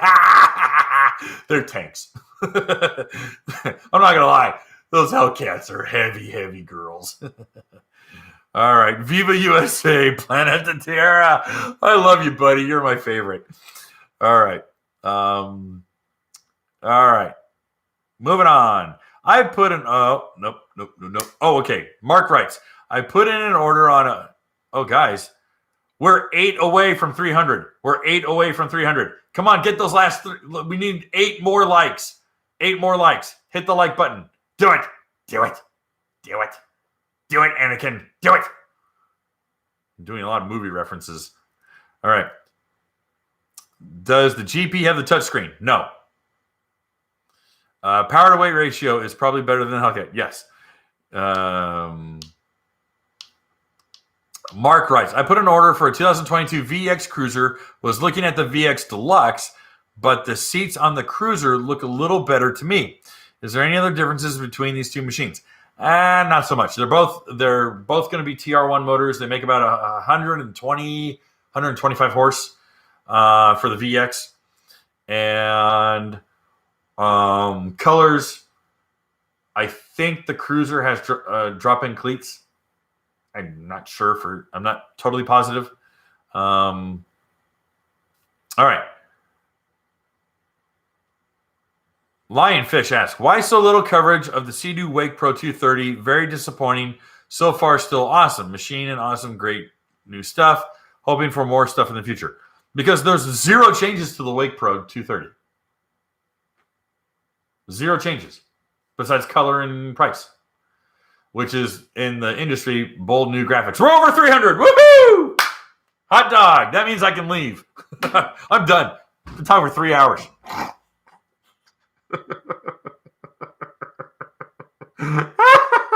can't believe I've done 3 hours. This is the stupidest thing I've ever done. All right. Oh, another super chat. We got a super chat from Chris. 300 likes. Thanks, Kevin, for always doing these and being patient with my crazy questions. Chris, I'm more than happy to. Can't wait to do a video on my new long hauler. Hey, send me pictures. Email me pictures. I want to see it installed and let me know how you like it. All right, so 2022 FX SVHO or 2022 Kawasaki E310R. Yamaha really seemed to up its game with the FX this year by doing the new hull material, ride plate, moving the sponsons. Yes, I would agree. Steven, very good question. Here's the problem. I have not put my hands on the new Ultra. If I, God forbid, hate the new brake. And I was, for a second there, I was like, why didn't they just put the brake on the left-hand side? So you have throttle on the right, thumb brake on the left. Wouldn't it be better on the left? That way you're not confusing your hand doing this. So I have not put I haven't put my hands on it. So it's really hard for me to say. I mean, I might show up and the thing might be freaking puke green.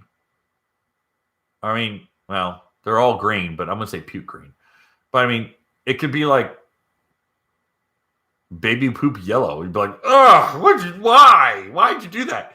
I will tell you, guys, I'm going to get in trouble for this one. But 2022 Yamaha FX SVHO Cruiser. I need your opinion on this one because I am so very confused on this one. See, there was a lot of people who were complaining about the colors for Yamaha. And I was like, man, I think the blues are really pretty. I really like the FX HO. The yellow HO is sporty. The VX Limited SVHO. I rode that one. I thought it looked kind of cool. Someone made a comparison and said it looks like the X-Men from the comic books in the 80s when they had black and blue and yellow. And he goes, it looks like Wolverine from like 1991. I was like, oh, okay, I'll see that. It's this one. FX Cruiser SVHO. Now, check this out. The black and the earth, I don't even know what they call it. Yeah, look at that. Black, blue, and that earthy gray. Very cool color. This one threw me for a loop. This one. Red, bright yellow, and an orange seat. Dude. Bright red, bright orange, and yellow. I'm from Southern California, and I'm like, oh, Carl's Jr. I didn't say anything in the magazine, but I was like, that's a really unusual color combination for that one.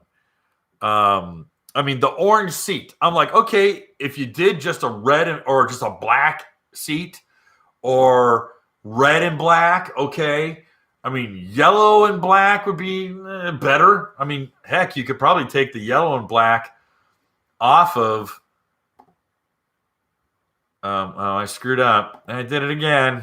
Oh, boy. These websites are killing me. Yeah, the HO line yellow side profile right there. Once it decides to load, it crapped out on me. Show me the colors. Show me the colors. Show me. Who is doing this to me? These websites are killing me.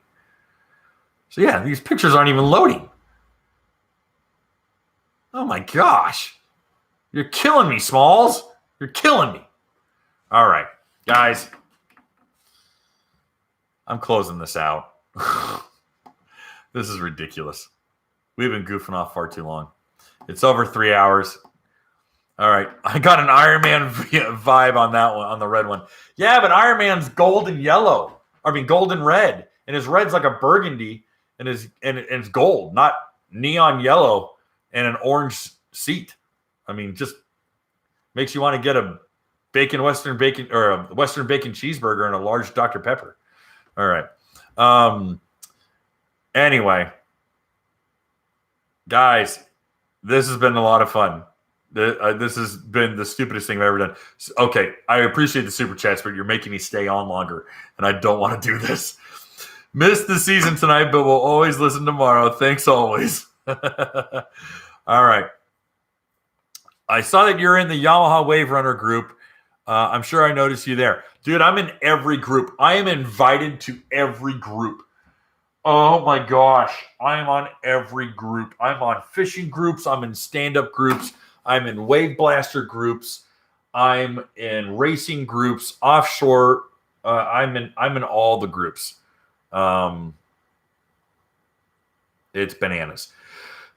For all of you, excuse me, for all of you who have donated and supported the magazine and want to get some stickers, for everyone who donated a super chat, please hit us up at info@watercraftjournal.com.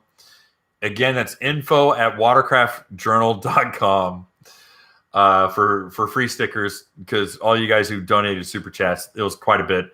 I hope I got to everyone's questions. I know I avoided it. I know I skipped a whole bunch. I know I did, but we're at 3 hours and 6 minutes. Thank you for getting us over. You're in my local private group of 100. It's hilarious. Dude, I get added to groups. People just add me, and I'm like, well, I'm not going to say no. I'm not going to say no, but it's hilarious because I'm like, why am I here? So really appreciate that. For all of you goofballs who asked for an Don't Be an Asshole shirt, it is at the top of the discussion. It's at the top of the discussion bar right there. Just click on it. It says Don't Be an Asshole. Get the shirt. We have all the sizes. You asked for it, so it's all you, dude. All right. I want to see these things go. Thanks so much. I appreciate it, guys. This was a lot of fun. I'm never doing this again. Maybe next year. I don't think I ever want to do another 3-hour session. I'm wiped out. I'm so wiped out. I'm over caffeinated and I'm wiped out. All right. Hey, stay tuned for this week. Hopefully this Wednesday we're going to have our Yamaha Rec Deck and Yamaha 2022 FX HO video. We've got a Jet Blaster video coming. We've got the FX SVHO, the FX SVHO limited video coming out. We have the Jet Blaster video coming out. We have the Switch video coming out. We have even more Riva edition videos coming out. We can't edit them fast enough.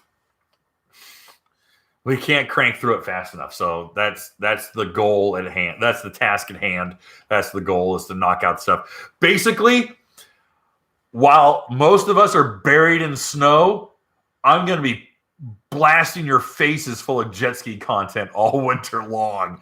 That's what's going to happen. It's still going to be more and more jet ski content coming at you. So basically just crank up the Jimmy Buffett and watch the Watercraft Journal and just don't go outside. That's the plan. All right, guys, I'm done. Have a good night.